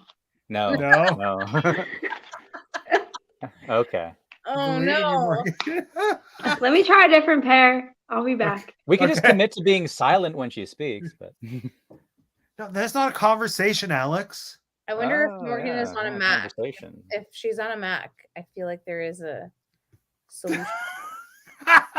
It's true. This episode Yeah. We can get back to Tom Hanks and Meryl Streep if This you is want. where Oh Wonderland has my brought. God. Actually, Bob had an interesting comment. The way the book is designed makes every interpretation a valid interpretation based on trying to make order out of chaos and the mind wanting to make sense of things that don't make. I like sense. that take. I do I too. agree. Bob. Also, Academic take. Yeah. Lewis Carroll taught me some books are doors into another world. Some are looking glasses into which you can see yourself in. I just made that up. The books are complete nonsense. I agree with that take as well. Yep. Bob, you're I great. mean, kind of on that point, one of the things I did want to ask or discuss is like, obviously, this movie takes a very disjointed, episodic piece of writing and then has a relatively conventional 3-act movie narrative. Do we think there's any place when this movie was made or even now for a traditional Alice in Wonderland movie, like in mainstream Hollywood, just to have something that's that disjointed to put it into a movie theater with like a multi-million-dollar budget? Would people see it? Would it make money? So Wait, I Jeanette, did you finish talking about what you wanted to talk about? Oh yeah, that too. I did. Okay. I just wanted to Yeah. make- I think so. I've thought about this a lot because I think I've said it on other things, like especially during Peter Pan month. I love a dark retelling of something like that just really kind of goes there. I think if you take something that's been done as many times as Alice in Wonderland, if you want to do it in kind of what's considered like the unconventional, like episodic way that the story takes place in like as it's written, where it's like very disjointed. It's almost like her kind of just walking into different scenarios. I think you have to put it through a filter. So I think either it has to be like an auteur, or it needs to be a horror movie, or it needs to be overtly fantastical. Like, I don't think you can just have a nice, pretty telling of Alice traditionally. I think you have to put it through some sort of filter to make it different. Yeah, it's interesting, like hearing that and then just thinking about the Peter Pan movie that's coming out in like a day and a half on Disney Plus. So yeah, Peter Pan and Wendy is premiering on Friday, and that seems like Disney's gritty reimagining of Peter Pan, which I just think the existence of that movie is interesting because it's been done to death, as we discussed almost a year ago to the day. And yeah, just like you said, I feel like it's been put through the filter of it's not fun and colorful and whimsical the way that I would personally expect the live action Peter Pan to be. It feels like the HBO reboot of Peter Pan, just based on the trailers. For Alice in Wonderland, I have always wanted an American McGee visual telling of it, whether that's a series or whatever. But like if you played that game in the, I guess what is late 90s, early 2000s, like that to me is one of my favorite modern imageries of Alice in Wonderland. Oh, I've not seen that. It's a pretty cool game. It's very dark. It's like very, very early 2000s gothy looking. Yeah. American McGee, who created the video game, says having to defeat the Jabberwocky was a ripoff of his video game. I'm pretty sure that's been in a few things. I feel like it's always trying to get a settlement. But yeah, Morgan, let's try Can it. you hear me now? Yes. We can hear you now. Okay, I can hear you. Oh my God. And there's no echo. We're good. I went through like 5 different pairs of headphones. But you made it. So Morgan, please catch up on the things that we've discussed. First, we need to know your favorite reimagining of a fairy tale in movie form. Then we need to know your personal definition of what a reimagining is and what it entails. Then we need to know the first time you saw this movie and if it was in theaters and first impression. Then we need to know what it was like revisiting the movie at this day and age, at the age you're at now, and also considering that this movie is now 10 years plus. Then we want to know what you think about the incorporation of the Jabberwocky, as well as the reimagining of the story within a contemporary lens for what audiences now want, which is a more conventional 3-act narrative comparative to the source material, which is much more disjointed and episodic. So anyway, Matt, are you trying to make me cry? There you go. Just lay it on us. I don't even think I remember everything. Favorite fairy tale reimagining. Favorite fairy tale reimagining. How do I spotlight Morgan? What are you doing? Trying to spotlight you. He's trying to make you. I'm trying to put you here, but I can't. I can't do it. I'll just full screen you. There we go. Okay. So my favorite fairy tale reimagining is I really like Beauty and the Beast reimagined, not the Disney versions, not any of the Disney versions. Yeah, there are. It's called Beastly with Vanessa Hudgens. Yeah, I really like that one. Nice, good answer. The acting's not very great, but I think it's like a really different take on the story. Okay. Isn't there an Olsen twin in that? No. Maybe. Yeah, one of the Olsens is in that. She's the witch that curses the kid. Which one? I don't know. The one that Elizabeth? No, Elizabeth is the good one. She's not a twin. You're right. Mary Kate? I don't know. The one that Mary Kate or Ashley? Yeah, Mary Kate. I would say is the better twin.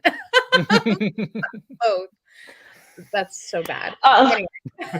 Right. So next, what's your definition of a reimagining? I think it's not taking it straight from the Grimm fairy tales and turning it into something new and something like your own. So like I think this is a very different take on what we perceive to be like when you think of Alice in Wonderland. I think this whole thing is like a very different take on it. which confused me the first time I went to go watch it. I didn't watch it in theaters. I waited till it came out on digital. Or on the TV, but I did actually do several dances to several of the songs in this movie. So I did have, yeah, Alice, literally that song, Alice, like that was my jazz song. Yeah, that was in a show that I performed in. So. Oh. Yeah. The Avril Lavigne song? Oh. Alice, the theme, the Alice theme. From this movie specifically. From this movie. Yeah, that's by Avril Lavigne. No, the choral one. The score. Oh no, Alice. not that. No, No. I'm talking about the Alice Avril Lavigne. Yeah, song. it's the credits song. Like okay. The first plays song during and the the credits. credits. I did listen through that Yeah. song. But I did do the Jabberwocky, the music that plays when the Jabberwocky comes out. I did that for Irish, and yeah. So cool. A few of them. I did the card song, the Queen of Hearts theme song. I did that one. So I did have to like know a little bit of what was going on because I was really confused when they said a Jabberwocky, and I was like, "That's not in Alice in Wonderland. What are you talking about?" Correct. That is. It's correct. in Through the Looking Glass. It's in I know. Burton's Well, Alice in Wonderland. I didn't know. So I first saw it on the TV and I thought it was scary, to be honest, like really scary when I first watched it. I couldn't watch the Jabberwocky scene for like a hot few years there because I was so petrified of it. Destroys the village, or when they fight at the end? Just the Jabberwocky himself. Yeah, but there's Yeah. the So anytime he's on screen. Okay, anytime. Okay. Yeah, anytime he was on screen. And then the Mad Hatter also creeped me out a lot. And then I realized he was Johnny Depp, and then I wasn't creeped out as much. Good. So when I rewatched it, I really still like it. I watch it like pretty often. I think I watched it last month, and then I watched it again this past weekend. I really like this one. I do like the sequel a lot better. I will say that. I don't know if you know that there's a sequel, but there's a sequel. Yeah, and I like that one a lot better. This one is kind of, I was kind of listening to what you guys were saying on my way home, and I kind of agree. It's just very, I just want her to make an opinion and stick to it. So if it's a dream, it's a dream. If it's not a dream, then it's not a dream. But you need to make one and stick to it. And then in the second one, it makes no sense that she says, "Oh, now it's not a dream," because in the second one, she then re-agrees in the beginning that it's a dream. Of course she does. Can't comment on that. Yeah. Yeah, I can only say that they did. But I really like the. Yeah, but I really like the movie as a whole, and I actually like the CGI in it. Okay. Interesting. You think it's good quality CGI / the CGI works for the movie? It's not Marvel quality. I mean, it's not, but I mean, it's a different. I don't think it's supposed to be like. It doesn't seem to me like it's supposed to be a good CGI. It's supposed to be more like fairy tale, whimsical CGI, because obviously, like the Queen of Hearts head is like 5 sizes. Actually, I think the Queen of Hearts, like, I feel like that's one of the things that looks better, and I wish more things were done in that style, like kind of hyper realistic but exaggerated. Whereas some of the things are very, very whimsical and done almost too soft, like they're very almost like airbrushed looking. Where she looks like a little scary, like she looks real, but just really like through like some sort of weird lens. And I wish they would have leaned into that more in like the settings, not just the characters. I completely agree with you. Yeah, I think you can see it in like the rabbit, though, the white rabbit just alone. Yeah, I can only see him because I can see him in the corner right here. Yeah, he just like, obviously he does not look like a real, like he looks somewhat like a real rabbit, but not a real, like, you know, there's something different, but it's more of like what you would see, I think, in a storybook as a rabbit than like. I agree with you, Morgan. I think like I don't agree that like the CGI I did find myself thinking that it was bad looking at a lot of times, but I agree with you that the parts that I thought the CGI were fine was because the CGI was because the world that they were showing me was this like fantastical world, and the art style kind of lent itself, like it made the CGI okay in the parts that I like. For you, obviously, it made it okay throughout the whole film. For me, it made it okay at some parts of the movie. But where it was okay for me, I agree with you. Like I was thinking to myself, like even then the CGI is not good, like it's not great CGI, but it's working with like the art style of the movie and what the movie's trying to do. Yeah, I think my issue with the design of the CGI, it felt like definitely there was a stylization to it, but it fell halfway between being photorealistic and being storybook quality. And that's just sort of where it fell flat for me. Like I would have preferred that it looked faker or like flatter in some capacity, because I think that would have felt more suspension of disbelief ish appropriate for me, as opposed to this. Like it felt like I was watching a video game that I couldn't control, which is how I like to describe early 2000 CGI in general. Like first Spider-Man, Tobey Maguire Spider-Man movie, like when he's having his fights with the Green Goblin, it's like a video game that I have no control over. That's how I felt about this. And even just going hand in hand with what I said about it feeling like it was meant to be viewed and enjoyed in 3D. And when you take that element away, you're just left with it being what it is. But like I'm trying to think now of an example of a totally CGI generated world that is stylized that I like. And I'm sure it exists. I still don't know what. Maybe Avatar. Maybe Avatar, yeah. Like that world looks like it's supposed to look that way, right? Like, but then again, like we said, the discrepancy of budgets is ridiculous. Yeah, and design philosophies. Avatar was even like different. I'm even thinking like Oz and Oz the Great and Powerful. For that, about halfway through the movie starts to work for me, and it's kind of similar. Like it is still extravagant and it's very computer generated, but something about CGI Oz works for me, whereas CGI Wonderland doesn't. And I think like my standard for Oz is higher. Yeah, or like the movie 300. Like, sure, it's got some practical setting, but I mean, it's messed with so much beyond that I would argue that it's a CGI setting at that point. Like, that works because it all looks like that. Yeah, you know? It's super stylized. Like, that's Yeah, well, we've kind of touched on it, but let's look at Alice specifically in this movie and how she's depicted comparative to what we've seen in past movies, or just overall. How do we feel about this Alice, both in terms of her writing and the performance? I wasn't as wowed by the actor as I thought I would be. I had memories of her being a lot better than she was in this role, at least. And I don't know what happened to her. She was doing a lot of good work, and then she just kind of stopped acting. She doesn't need to anymore. I guess so. So there it is. But yeah, I think the writing, as I've said, is kind of, it didn't help her very much with, I think, that convention of I'm dreaming and having to perform that and carry that through. I feel like that would have been difficult for anybody. And I think it resulted in her just giving a performance that was okay. I much prefer her when she's doing her scenes before she gets into Wonderland. Like the opening stuff when she's talking to her mom in the carriage and everyone at the party just felt so in the spirit of Alice and Lewis Carroll, where she's just posing all these ridiculous things. Like, imagine if all the men were in dresses and the women were in trousers or whatever. Like, and she's just dropping those fun little whimsical things. For me, that was peak Alice. I thought that was a perfect, this is what grown-up Alice would be like. And I loved it. And as it went on, less of a fan, but I think that was more the writing than the actor. But yeah, Jeanette, what did you think of this Alice? Grown-up Alice also. She's not a kid.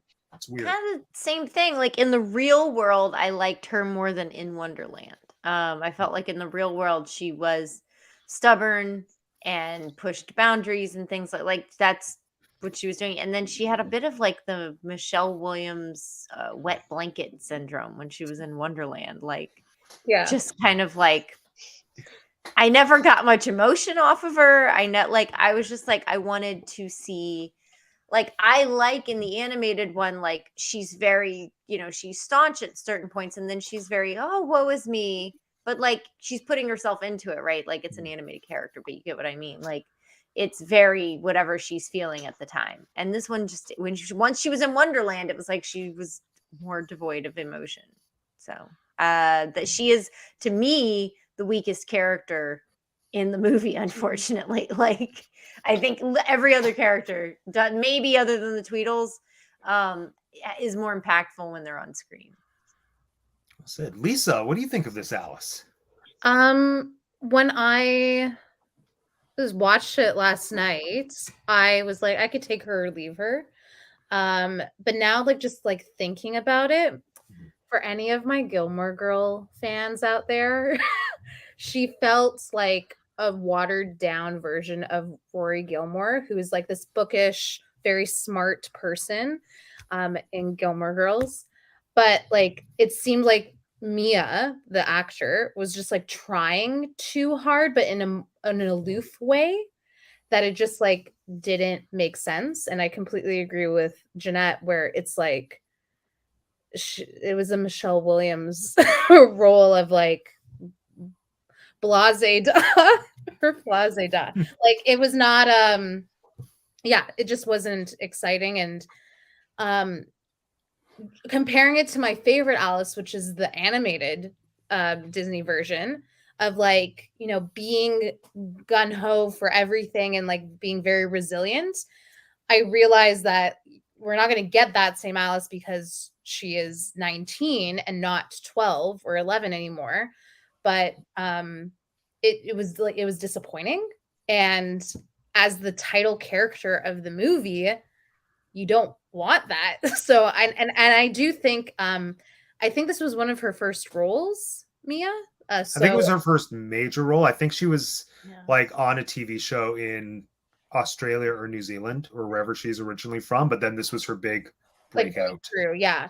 Which I would put the pressure on Tim Burton to be like, well, make sure your actor who is being introduced to the international audience do a good job. And I don't think he did that.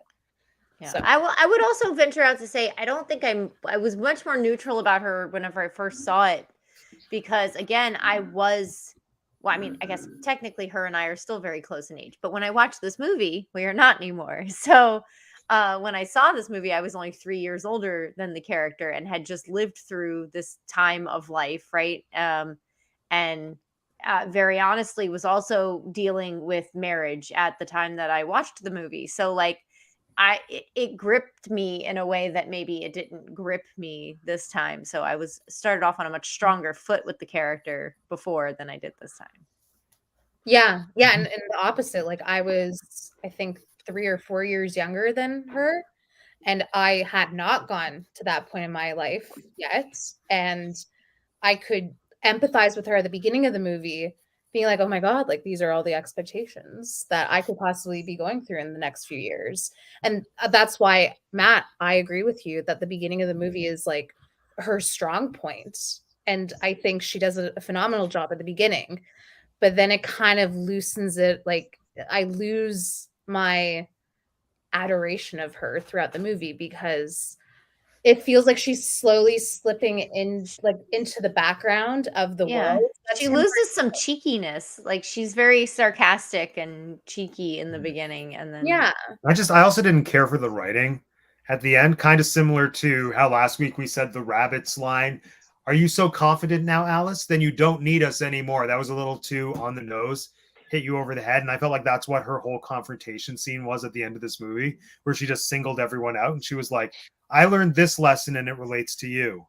I learned this lesson and it relates to you. Yeah. You two girls remind me of two very silly boys that I met somewhere. It's like, do you think we didn't get that the second they showed up on screen, Tim Burton, 2 hours ago? Yeah. Yeah. I mean, I didn't. It wasn't on the head for me. But, Oh, okay. like I didn't immediately go there. But again, I'm not as familiar with the IP. I don't think. Right. As everybody else. All right. Yeah. Don't. Yeah. Okay.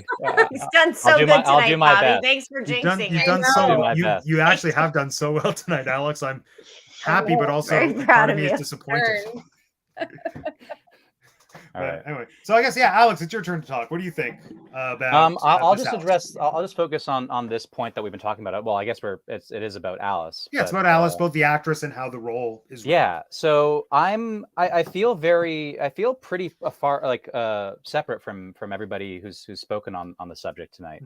Mm-hmm. I you may recall that in previous weeks, like I've had stuff to say, like I've had criticisms of the way Alice is portrayed, right? The way realistically a girl would act, or this and that. This Alice actually has the distinction of being like a 20-year-old, so is kind of is in that way is in a separate category as the previous Alice's, right? And is in a separate category from the previous criticism, because a lot of my criticism previously has been focused on how I perceive little children / little girls to behave. So, Strange. Not perceiving that too often. Please make that clear. What is it a problem if I work with children? No. No. Is that a It's- okay? I'm not sure what. No, anyway, I'm not. Maybe this is a little social ineptitude, but I don't understand what I said that was weird. But anyway, so on the subject of Alice, I thought I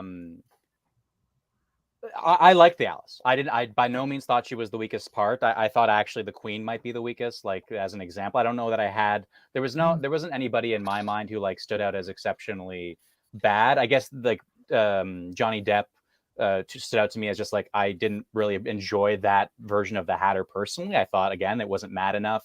I thought the choices were strange personally, his like different accents and stuff. Like it just didn't read for me. I appreciated it was a choice and an aspect of his character. But anyway, so with Alice, I thought the whole I thought that most of what I saw, not everything, but most of what I saw, it was explained in the world to me. So for example, when Alice is thrust into the world, I didn't think that when she first gets into Wonderland that she's like wet blanket. I thought she was very curious and interested in what was going on.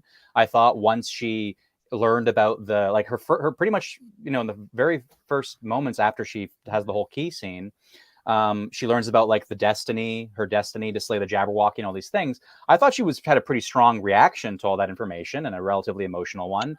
And I thought, and then immediately after, pretty quick after that, we have the giant like beast appearing, and she's emotionally reacting to that, and her fight or flight kicks in, and she decides to run away. I think that's totally reasonable and made sense to me. And then she turns around and tries to tell herself that she's only dreaming, and she stands her ground in front of the beast. And anyway, all this is to say is that I thought that her reactions for the most part were justified based on the circumstances in the world. She ran when it made sense to run.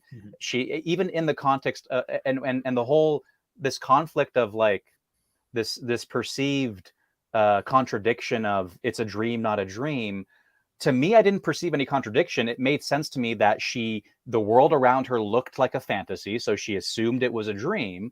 And then there were things about the world that even when I'm dreaming, I mean, I don't dream often, but I'm sure I've had a dream where I can at least imagine somebody dreaming and knowing they're in a dream, but still being scared or still reacting to the things in the dream, right? So that's what I interpreted as. She saw this giant monster, and even though she believed she was in a dream on some level, the other level was her fight and flight and being like, hey, dream or no dream, there's something scary and evil and probably going to hurt you.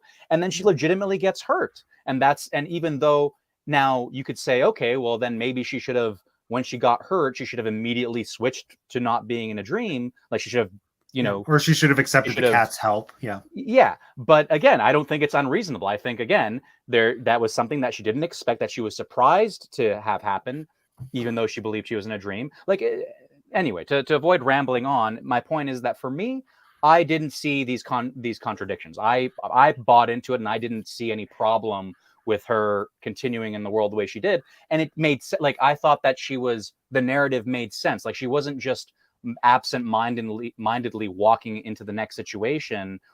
She was constantly motivated. Whether it was like figuring out how to wake up, whether it was trying to save her friend when pretty in the middle of the story or pretty early on, she's pretty committed to save the Hatter after he gets taken away. And she has that like kind of like, I thought it was a well-written line where she says like, it's my dream, I get to shape my destiny, whatever the line is. It's a pretty powerful line about like, I'm the one who determines how these things are going to happen. Like that was kind of cool. And it was within the context of it's my dream. Like it's still it still made sense. It's like if you found yourself in a dream that you couldn't get up from, and I've had those experiences where I know I was dreaming, but I wasn't immediately able to wake up. It's like, well, what if you weren't able to wake up for, a couple of days? What would you do? You can still believe it's a dream and still walk around and do things, even though you think it's a dream or whatever, and do random things. So, even though I don't think what she was doing was random. Also, I wanted to say is that a lot of the story, especially the beginning, Alice was kind of powerless, and like the whole Mad Hatter scene, she was tiny, right? So a lot of that scene was her in the teapot, and then she was kind of helpless to the circumstances. She wasn't in a position where she was able to kind of control things a lot of the times. And then when in the few situations where she was able to, I think that she did for the most part. When she was able to command the dog to take her to the Hatter or whatever, she did that, et cetera, et cetera. So yeah, I thought that Alice, I liked Alice. I liked the actress. I thought I didn't think she did anything exceptional or notable, but aside from I enjoyed her performance compared to some of the other Alices that I've seen. I agree. Like, she didn't make the movie bad or worse for me by any means. Like, she wasn't like an Emma Watson as Belle. I think she I think she made the movie actively less good.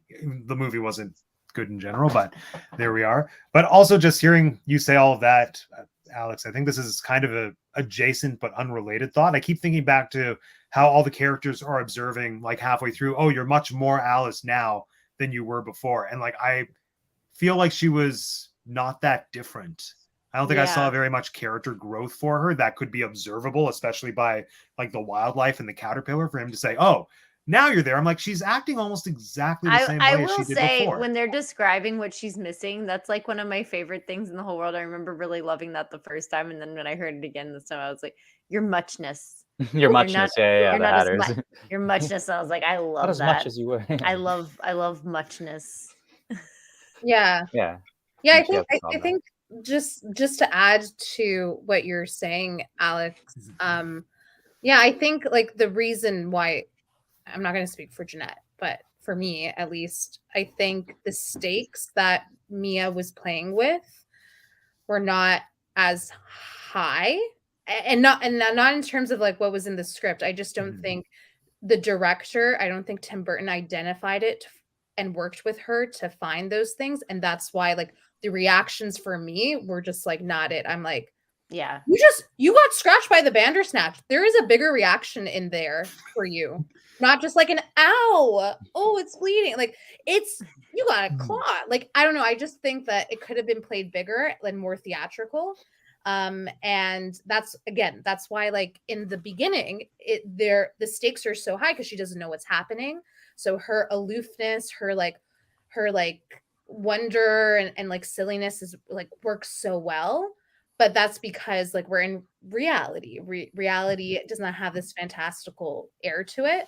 So yeah, I think what you're saying is like so like valid and like I think an opinion based on not acting aesthetic, but like acting like style, maybe. I don't know. But yeah, I think she was fine. Like she didn't ruin the movie for sure. Yeah. And I think this is a movie where Wonderland overshadows Alice. And I feel just having now watched as many Alice movies as I have, both for this and outside of this over the last month, like the movies that I gravitate towards are the ones that, like I've said in past weeks, have a solid characterization of Alice, just grounding everything to keep the chaos kind of in check.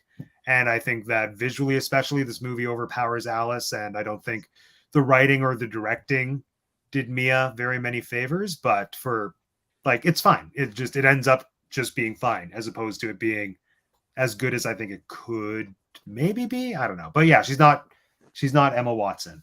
There we go. But she's also no Halle Bailey. Haven't seen that movie yet, but I know I'm going to love her. So poor Emma Watson. I know, but she was a fantastic Hermione, and she was, in theory, a very good March sister, even though the accent wasn't there. But like, there we are. Yeah, Morgan, how do you like this Alice? So I have a very controversial opinion that's probably going to make you hate me. But I actually hate Alice in Wonderland. It is my least favorite fairy tale. To spread the word. To spread the gospel of Alice Kate. Yeah, because I love being that person, and unfortunately, this is just the first one I could make because my schedule got thrown into chaos. Literally. I love a good hate session. All right, so let's but this is my favorite Alice movie, and it is actually like I love this movie. I think it is one of the best live actions that Disney has, in my opinion. And I think it's because it's so out there and it's so left field that when you watch it, you don't expect it. And then it just hits you in the face and you're like, oh, okay. But I do agree. I think Alice is a very weak character. And a lot of that, I think, might come from the fact that since there is so much CGI, she couldn't, like, they weren't filming scenes always together. So she was often, like, in a scene by herself, but it was, like, in the studio by herself, but there were, like, 5 characters around her, and she couldn't, like, she didn't have anyone to interact with, and it's clear that like people off screen weren't helping her out or doing her any favors. Although Tina Majorino in last week's movie was fantastic with acting opposite nothing. I maintain that. So yeah, Morgan, check out last week's movie, Morgan. It'll make you love Alice in Wonderland. Okay, but I just think it probably will. but I just think that now lost my train of thought.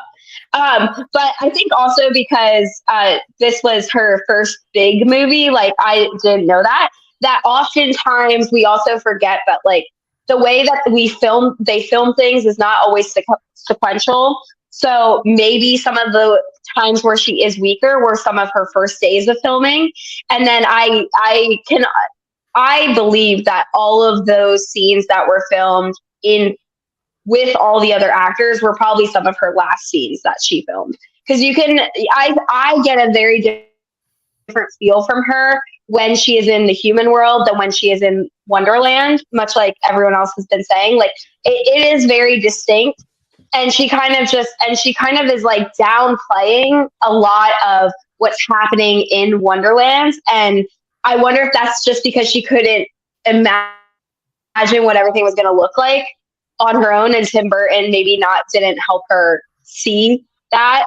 Because when you pause it and you watch it, sometimes you can see her eye contact is not where it should be.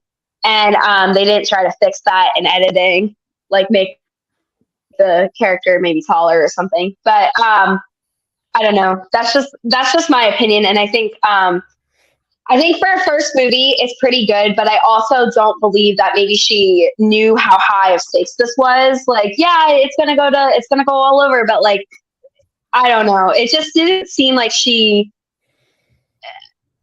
it seemed like she showed up and read the lines a lot of the times. Yeah. Like, she didn't take it home. She didn't play with the characters. She didn't try to memorize anything. It literally sometimes reads to me as if she's reading the lines off a piece of paper. And I'm just like, girl, like, Anne Hathaway is giving everything right now, and you're giving, like, nothing. My gosh, Anne Hathaway in this movie is... She was hysterical. I did not expect that from Anne Hathaway. That tiny gag thing that she does, like every time, like anything I'm like, that cracked me up. I love that. Oh god, so good. And I think Les Mis was Les Mis like released around the same time. No, Les Mis was, I think, 2 or 3 years after this. But who knows when they were filming? Oh yeah, true. So yeah. And does she get Les Mis without this? If you really, let's be real. This was the audition. This was This was the launching. Launching point. Yeah, but I don't know. I just thought, like, especially when you're up against such, and I don't know that Anne Hathaway and Johnny Depp are like as known names in maybe where in the country she's from, like maybe they're not as known. But when you're going up against giants in America like that, you gotta play up. And if you're not gonna match the energy, you might as well just not be on screen. Well so, said. There is a point. Yeah, I kind of agree. Like that you were playing with skills. Like Anne Hathaway, Johnny Depp, Helena, like they are skilled people, and even the people who are voicing the animated creatures. Like I agree there. The Alan- voices were the standouts for me. But- Yeah, like Alan Rickman, like that. Those two very Stephen short. Fry, like Oh my god, I forgot he voiced someone in this movie. Stephen Fry the dog. no, he's Cheshire. He's a I don't like Like, the cat in this Best, movie. the so I best, the blocked best it out. role. like I get The cat's That was my terrible in favorite. this That's movie. my favorite. He's Yeah. Why? I concur with that, Matt. Oh no, It's not a you're good both cat. wrong. Not a good Both cat. wrong. I get how Not a difficult great cat. it is to like work in a green screen soundstage Mhm. area, but like if you know that Stephen Fry is voicing this animated character that you have to play off from, like I don't know, like that scene was held up by Stephen Fry. The caterpillar was like iconic still, even though it was barely Oh, I love used, the it's caterpillar. short, right? Like Yeah. I agree with you, Morgan, for sure. Yeah. Yeah. That's just my opinion. It's a good one. But- Yeah. But overall, like Alice is just not a storyline that I line up with. I think I'm just too logical of a person to believe that someone that is not schizophrenic or bipolar actually believes this is happening. So that's why I love the second one so much, because she's now a mental patient. So now it makes so much more sense. She is? Yeah, she's I only in saw a mental hospital. Oh. Well, she has to be half mad to come up with the Mad Hatter. That's true. That's what that's So, what well is said. Yeah. Well said. So Yeah. well, kind of related to that, but also not really. We wait, sort of wait. have Jeanette to- seems what? like she wants to say something. Oh, what's Jeanette? No, wants to no, I was just leaning. Oh, sorry. Okay. I just saw you Just lean into the mic. listening. And I thought No, I'm maybe... just leaning. My mic's very close to me. Okay.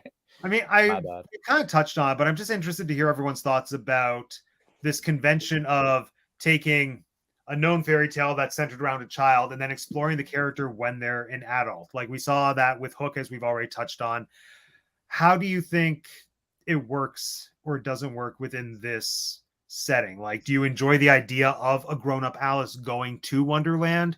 Do you think it worked in this context? Do you not think it worked? How could it have worked better? Like, on paper, I love it. I love the idea of grown-up Alice going back to Wonderland. But as we've touched on, something about it just doesn't quite make it happen for me. Like when I think about the character arc in not in Peter Pan, and Hook, that Peter, what's his face? Peter Bennett or whatever his name is in that movie goes through. It's about him having to reconnect with his childlike self. And I almost feel like the arc of this character would have been more interesting if she started out being extremely logical and then had to find that element of whimsy or make-believe or something. But she starts out being so nonsensical anyway, related to her dad, that it felt like there was nowhere to go. Morgan, you have your hand up like a good student.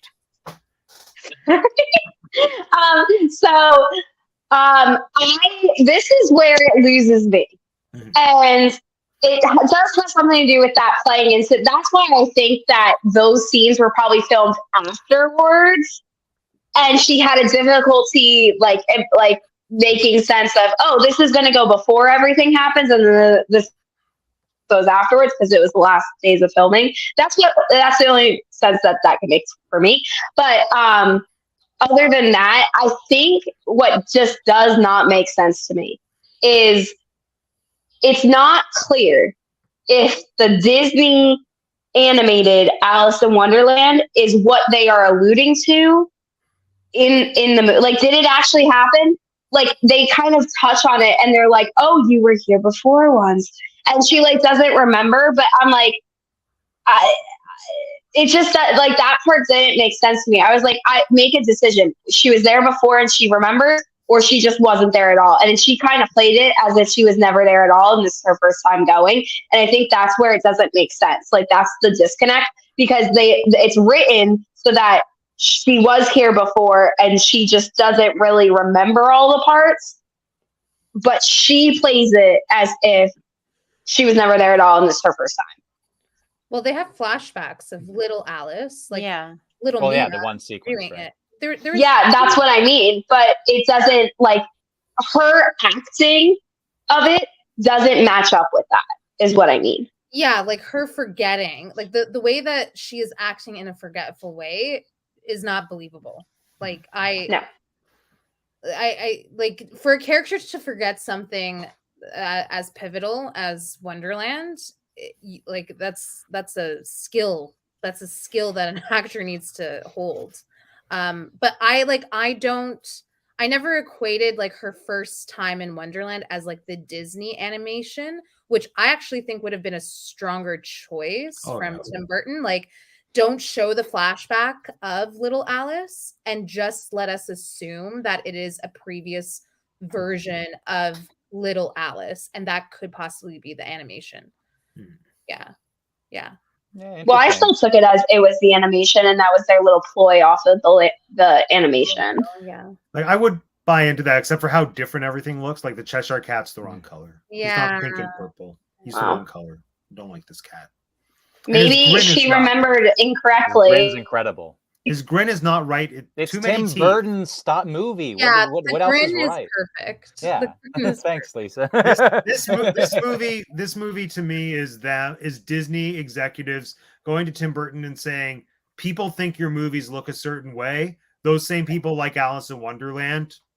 Go. I And am get those Colleen- people. See that? Yeah, there you go. I am. And get Colleen Atwood to make the costumes, and they'll look incredible, which they did. And I don't Yeah. even know if she did the costumes, but I'm almost positive they're Colleen Atwood costumes. I'm going to look it up now. Did Tim Burton do Wednesday? Sorry. Yeah. Just random. Did he? He did? Yeah.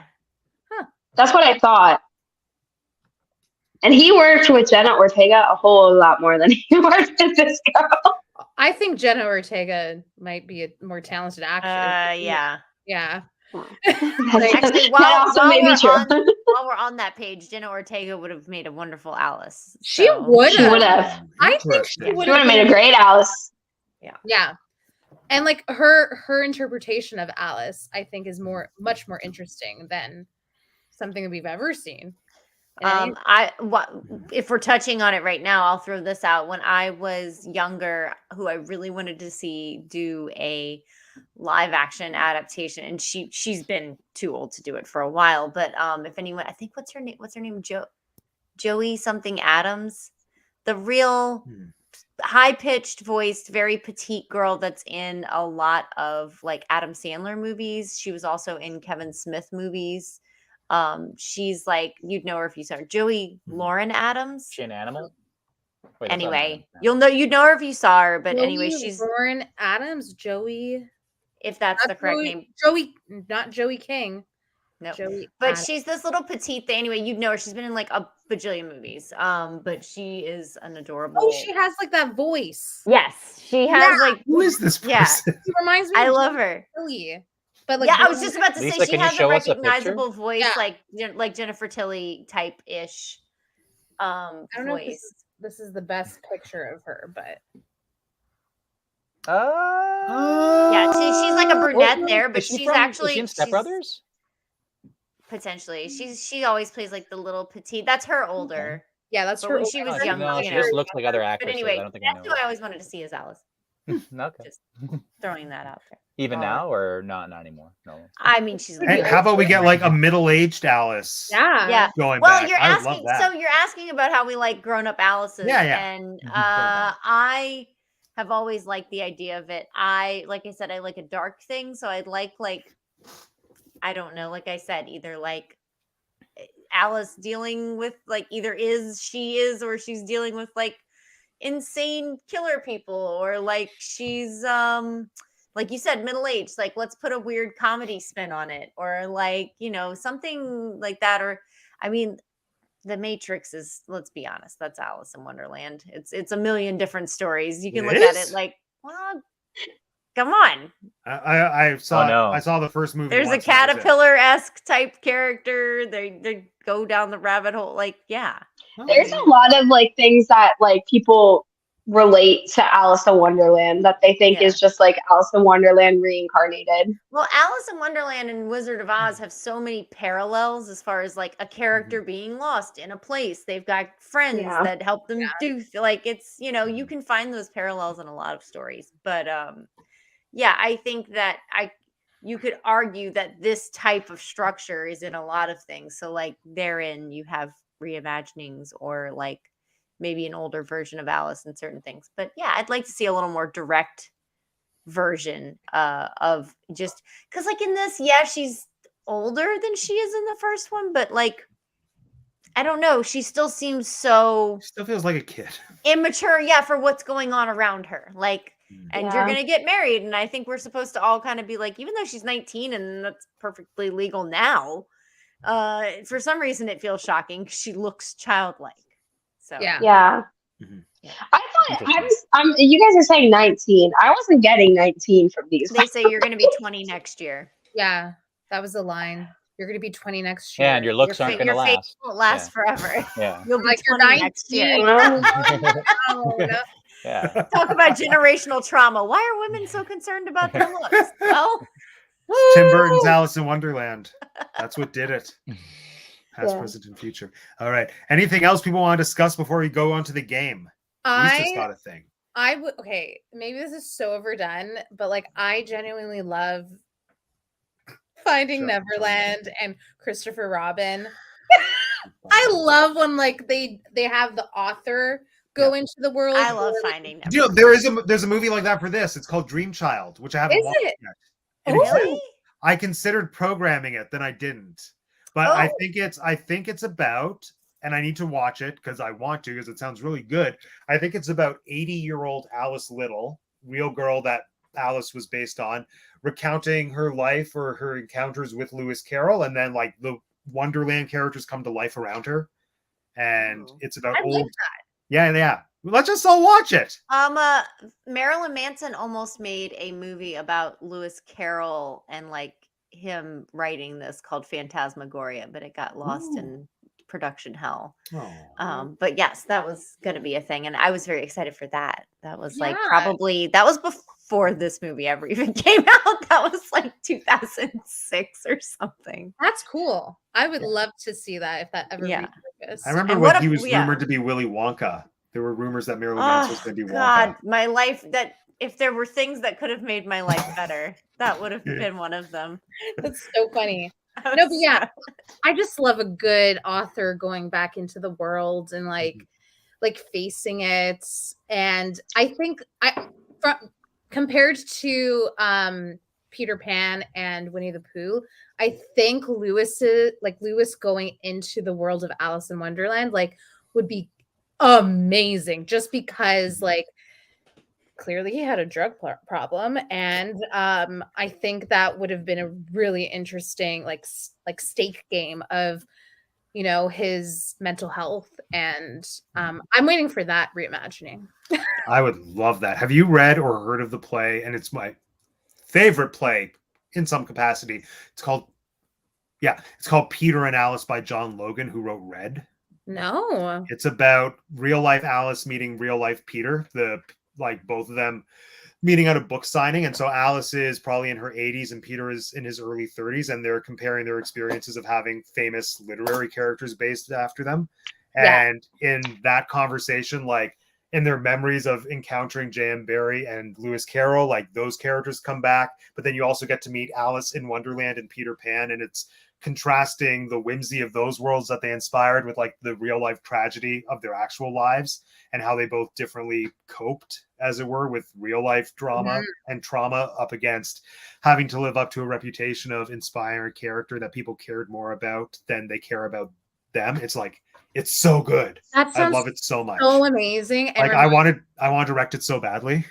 you should I because should. there was this really terrible Toronto Fringe theater show this last summer. I think I know what show you're about to talk about. Yeah, I think like the idea was strong, and it points to something that was explored in this story you're telling, Mhm. where Alice and Wendy meet up in an asylum, and I know the person who wrote this. It was, I think the idea was so cool, but Yeah. it just didn't do it. Like the execution was not great. So, but yeah, like I love that, like the melding of the two worlds. I think it's so cool. Yeah. Yeah, no, it's the first time I read it, I cried. I was sitting in my room by myself and I wasn't expecting it. I was like, oh my gosh, this is way too powerful. It's so good. Yeah. So Yeah. Anyway, Peter and Alice. Peter and Alice. So good. Everyone read it. Or if I ever direct it, if I ever do my MFA in directing theater, I've decided that's the thesis. Unless the Oh, faculty is like, no, because in my experience, faculties tend to do that when you have passion projects. They're like, that's not your passion. This is. Make me a musical. That happened. to me in film school. education. Yeah. A lot of educational institutions really beat you down, don't they? They do. I Yeah. know. Yeah. Anyway. Anyway, The game. Good Woo! time. what's the game? So the game it's really fun and I'm very proud of it.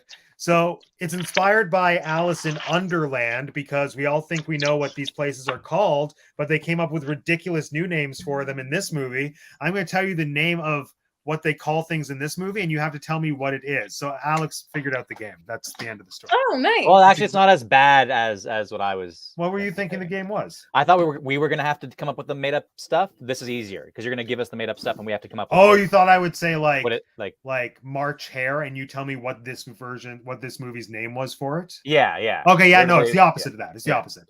Yeah. I was kind of Still not hurt easy, when but you not figured out as hard. game. This way, I can have a shot. I Getting forgot it there done. was a game. Silly Morgan. There's Always. always a game. It's your favorite part of these shows. Listen. You love the game. It's your favorite part. I do, but I didn't look anything up. Remember Composer or Pasta? That was your favorite. Oh my god, I hated that game. Renaissance Machiavelli. Painter or Cheese? Yeah, good times. Okay. Oh here no, we it go. was the cheese game. The cheese game that I wanted to really throw hands at. No, here we go. This is the first one. What Wonderland character in this movie is called Terrence Hightop? Hold on. In Alice? Yeah. Oh. So which classic Wonderland character is given the name in this movie Terrence Hightop? 2 P's. I don't think I ever noticed that they were called other things. I know. Yeah. Oh wow. See, this is why everyone needs to watch movies with captions like I do. Yeah, they were all calling each other Do names. you and I was know, like, I'm not it gonna took me forever to realize that the March Hare was just a rabbit. No, he's a as hare. opposed to. I don't know. I just thought it was something different. Oh, you just didn't know what it was before, and then you A hare? you realized Now it you- was now a, you know. a rabbit. Let's see our answers. Yeah, hare's 3, another word 2, for it. 1. We got March Hare, Mad Hatter, March. Does that say March Hare? That's yeah. March Hare. March Hare. It was the Mad Hatter. Oh, I thought. See, Oh. why did I? That was think too I obvious. think so. Yes. So Lisa and Alex, I think, both got that. Next, Amazing. Arakabeth. Oh my Which god. classic Wonderland character is now named Arakabeth? Jeez. I thought this was the easiest one, Arakabeth. I don't think you're saying it correctly. Well, it sounds Probably like you're not. saying. I think it's a Rasabeth. Arasabeth? Yeah. Arakabeth? Yeah, Oh well, yeah, it's not a hard C. All right. Sure. Arachibeth makes it sound like arachnid. But Oh, I like those. Everyone Spiders. likes a spider. Answers, please, in 3, 2, 1. Hold on. Okay. Which queen, Morgan? The red. Okay. Yes, you're all correct. It's the Red Queen. nice. All right. Thank God. Next, Praise. Earwicket. Jiminy Cricket's not an option, right? I mean, it is. You'll be wrong. Can you can can you write it. pronounce it like they do in the movie? Earwicket. Earwig. I don't know Wait, what is this that- like a movie that everyone has seen but me?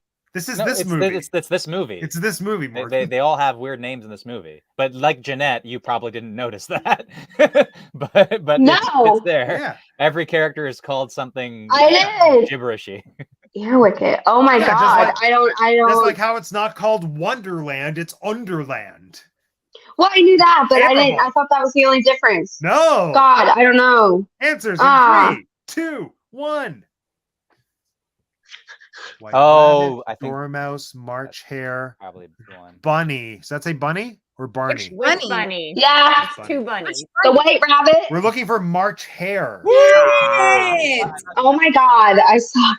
I forgot about the mouse, and I was like, Because the mouse- ears, get it? Because ear. Yeah, but like No, that White was, like, Rabbit Rick. has ears. Yeah. Rabbit does have ears. you're correct. Dormouse has ears. Yeah. Alice has ears. Alice has None of those are okay. But nobody has a wicket. Anyway. Yes. Next. Not Wait, that you hold know on. of. I don't know what a wicket is. Oh, I have to skip the. Wait, no, I don't have to skip. I'm going to rearrange the order. I am going to take this opportunity to say that not all of these are characters. Some of these are things. Yeah. Yeah. Oh my God. Okay. Next. Weird. Mahana. Is that how they said it? Yes. I don't know. That sounded Hasidic or something. Mahana. Is that how? Sounds- Rain? What the heck is Marana? I don't know. Marana. Sure. Okay. Okay. Answers. I'm gonna please, hope I'm in right. 3, 2, I don't know. 1. White Queen, White Queen, White Queen. Oh, I was saying What'd you say? Outcast Place. We were looking for White Queen. Aw, The I was White tricked. Hey. The White Queen is the right queen. That's a good answer. Yes. All right, next. Uppelkutchen. Uppelkutchen. I don't know. Uppelkutchen. Oh my God, I remember them saying something like this. Yeah, well, yeah, all these words were said in the movie. Yeah. I know, but I don't Remember. recall. Uppelkutchen. Uppelkutchen. Uppelkutchen. These were If I say it these enough words times, were created by this person who invented Bell. Uppelkutchen. Oh, quite different than the Downelkutchen. I'm literally like racking my brain. I didn't okay. think this I game have would an be this answer. hard. I thought it would be easy. Answers, please, in 3, 2, 1. Red Queen's Castle, Teapot, the dance, castle. We were looking for the Eat Me cake. Oh. It's the thing that makes us Oh, bigger. yeah. Yeah, Where that she's is like, do you correct. have any more of that cake that makes me bigger? Uppelkutchen. I think I have some. Yes, here. Yeah. Yes. Yeah. Okay. All right. Wow, Matt, you really went upstairs for this one. No, I didn't. Yeah, This that game actually was say so that one a easy. couple times. They said that one a couple times. They do. They do. Alex even predicted this is what the game was going to be. Next. Say it. Ilosovic? It's pronounced Peter. Ilsovic. Ilsolvik.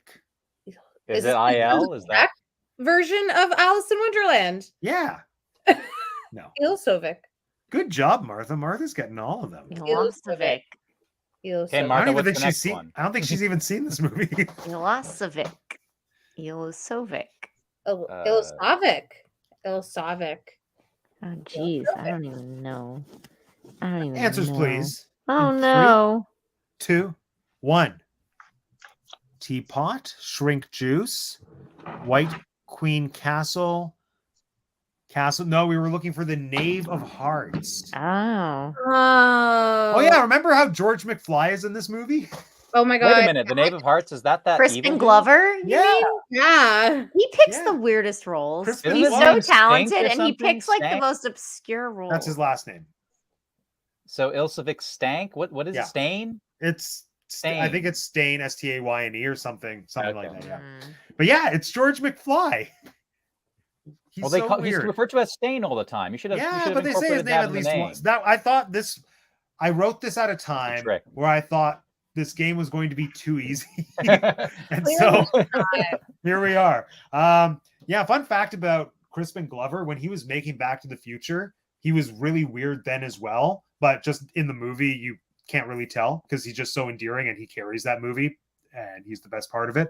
Which is saying a lot because everything about that movie is amazing. But reportedly, he was trying to like date Leah Thompson, who was playing the mom, and he asked her to, for character development purposes, to go over to his apartment the night before they like shot their big kiss scene or something. And his apartment was all black, like he had painted everything, walls, counter, everything was black, and they had to build a volcano together.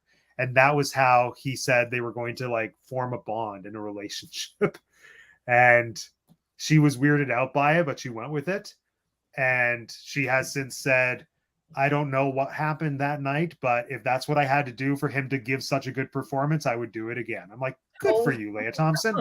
I would have left as soon as I saw the black painted walls Yeah. and the Right. volcano. So there we are. Next, McTwisp. Oh, McTwisp. okay. I feel confidence. with Okay. it.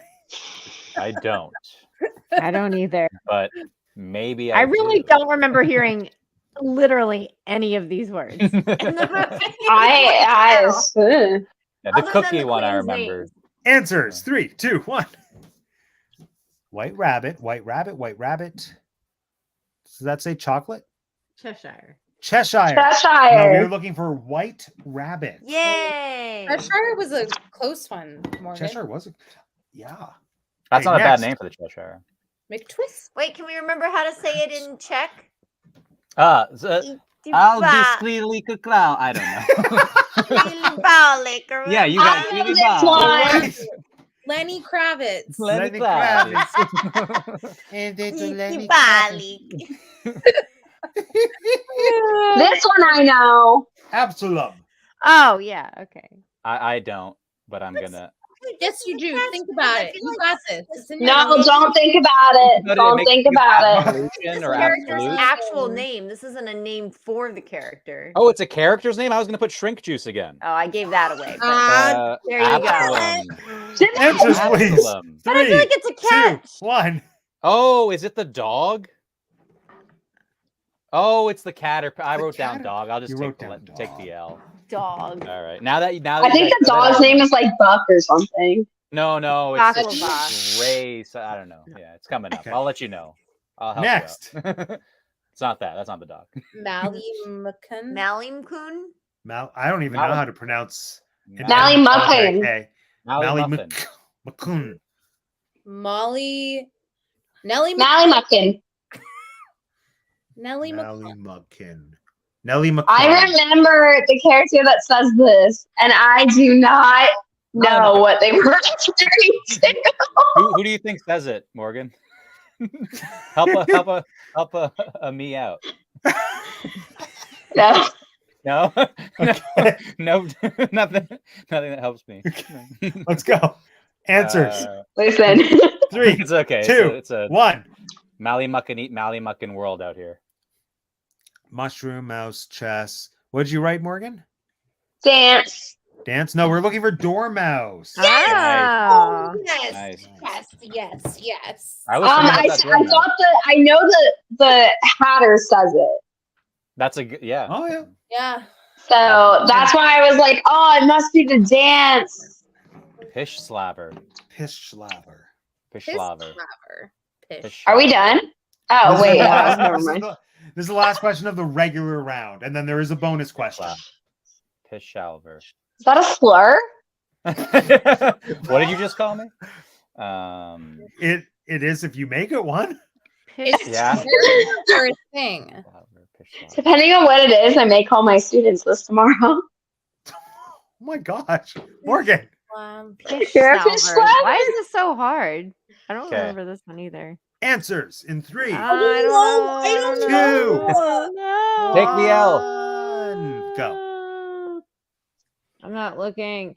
I don't know. Oh my god, Dog. Shrink juice. I Spit. literally don't have anything. We were looking for shrink juice. Yeah! Oh. It Nice. came through. Whoops.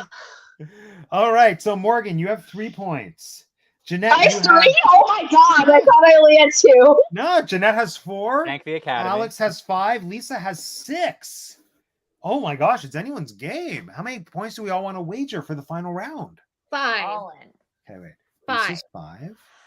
Morgan's all in. All in. Oh, okay. That's all in. Okay, Alex, 3. 3. Okay, Because if here I we go. lose and Lisa loses, then I'll still be 2 points. I'll be a point ahead. Don't 'cause give Lisa away your will have 1 strategy. point left. Don't give away your strategy. I don't want to wager any points. Oh, okay. Lisa's not wagering. I'm gonna wager all my points then. Okay. Oh wait. Okay. Wait. Hold on. Then Alex is wagering all. Lisa's wagering none. This is okay. Can I wager mine to the third power? No. No math here. Okay. I need to know the name of the Hatter's dance and spelling counts. Oh, I knew this was no. coming. We even went over this at the beginning. You We told did. me what it was, and I forget. I know, and I said that. Oh my God. That's the promo code for tonight to get 30% off my Etsy store.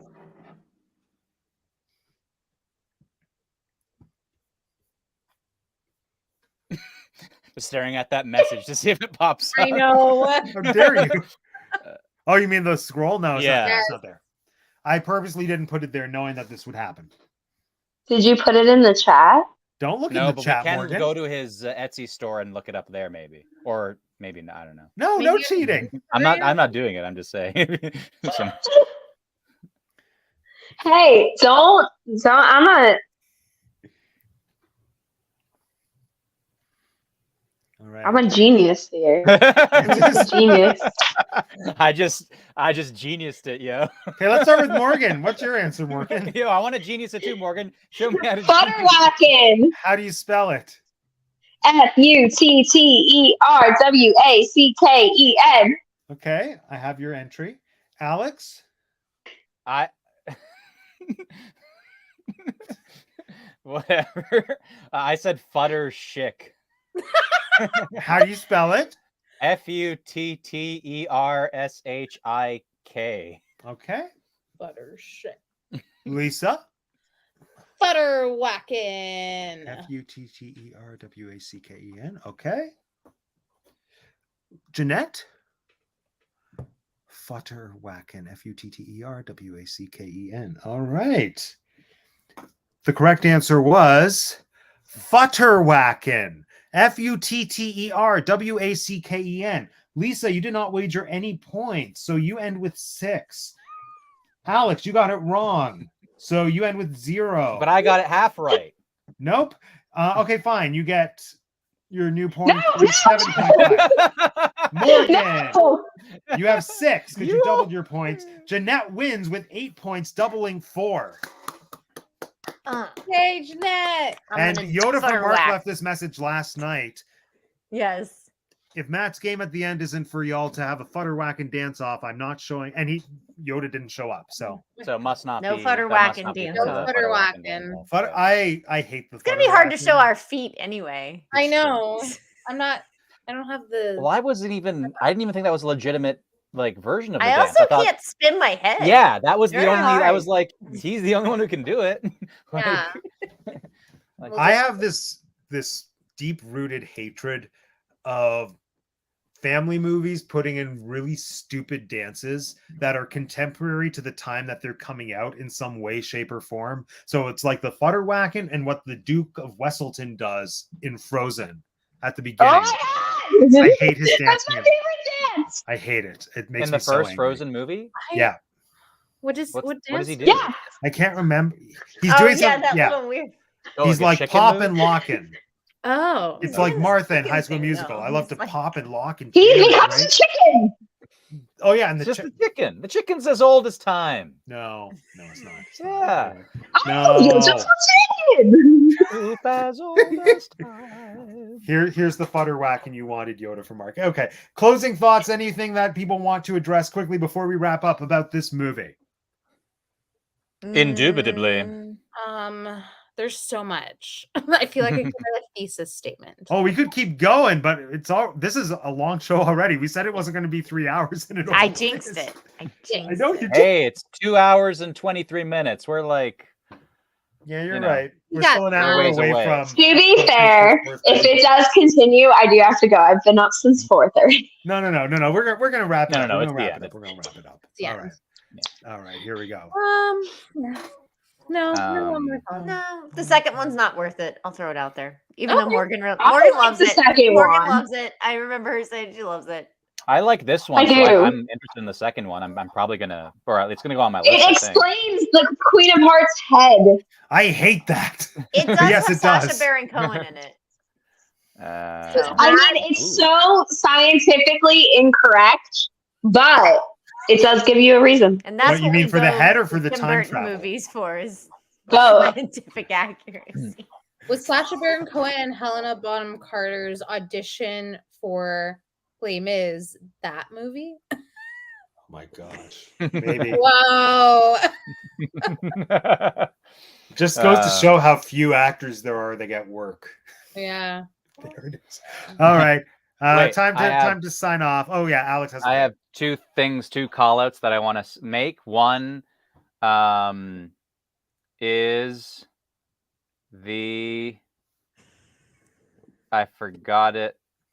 Or okay, so one of them is I can slay the Jabberwocky, like at the end when Alice is fighting the Jabberwocky and she goes through like the 6 impossible things. Yeah. When she gets to I can slay the Jabberwocky, that got to me in the feels. In the feels? Okay. Got a little well up. I was nothing. I agree with that. I Was it I was stone cold 1 through 5, and then 6 happened. I was just like, Was it more or less than when Michelle Williams said you don't owe anyone your life?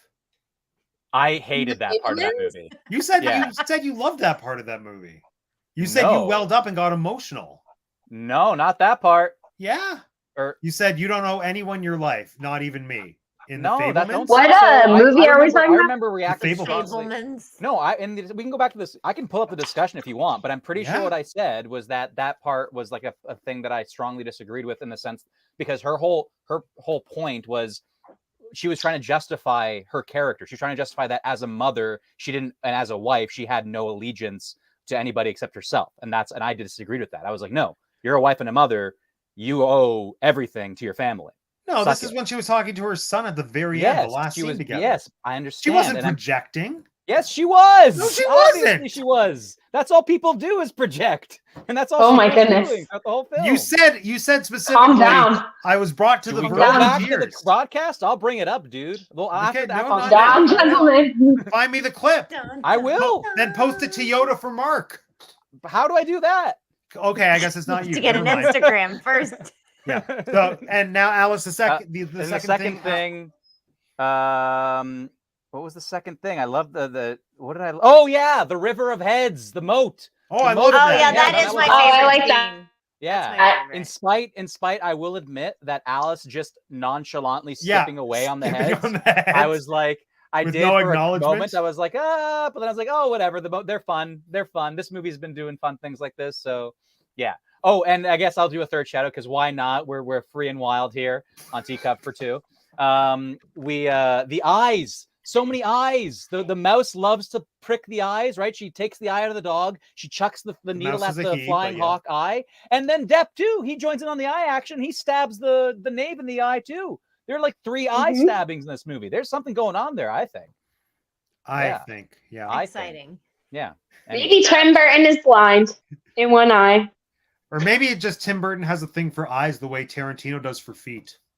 Ew. Yeah, and like Maybe. her eyes getting like penetrated, Ew. perforated. Thank you. Okay, and with that, time for everybody to sign off. We'll start with Another thing, what? the slap thing, that rule of 3s when the queen slaps the knave 3 times, like, Yeah. oh, they did this and they got away and this. The first 2 were great, but the third time she should have done like something different. Yeah, I know. Like I was so ready for like a different on the 3, and they just did Yeah, the same but thing. Alex, I was people like, don't go to that's Tim Burton for slapstick comedy. fine. Anyway, all He right. doesn't know the rules. But yeah, no, you're not wrong. I agree. Anyway, time to sign off. Here's Morgan. Bye. Okay. No, I'm kidding. You can find me on Instagram. I post a lot of content there. I'm trying to post more on my YouTube, but teaching and it sucks right now. So I'm super busy, and until the end of the school year, I'm not going to post on YouTube. So there's that. Bye. Bye. Hi, everyone. You can find me on Instagram at Lisa_A_Alves for all things my life. You can also follow my a creation page called at Lisa Alves Creations on Instagram, where I post a lot of crochet and knitted goods. And if you are in Toronto, feel free to follow at Cahoots Theater, where I'm the managing producer at. And if you're specifically in Toronto this weekend, you should come out to Buddies in Bad Time for the Flamingo Market, where I'll be sharing and selling my crocheted goods. Woo!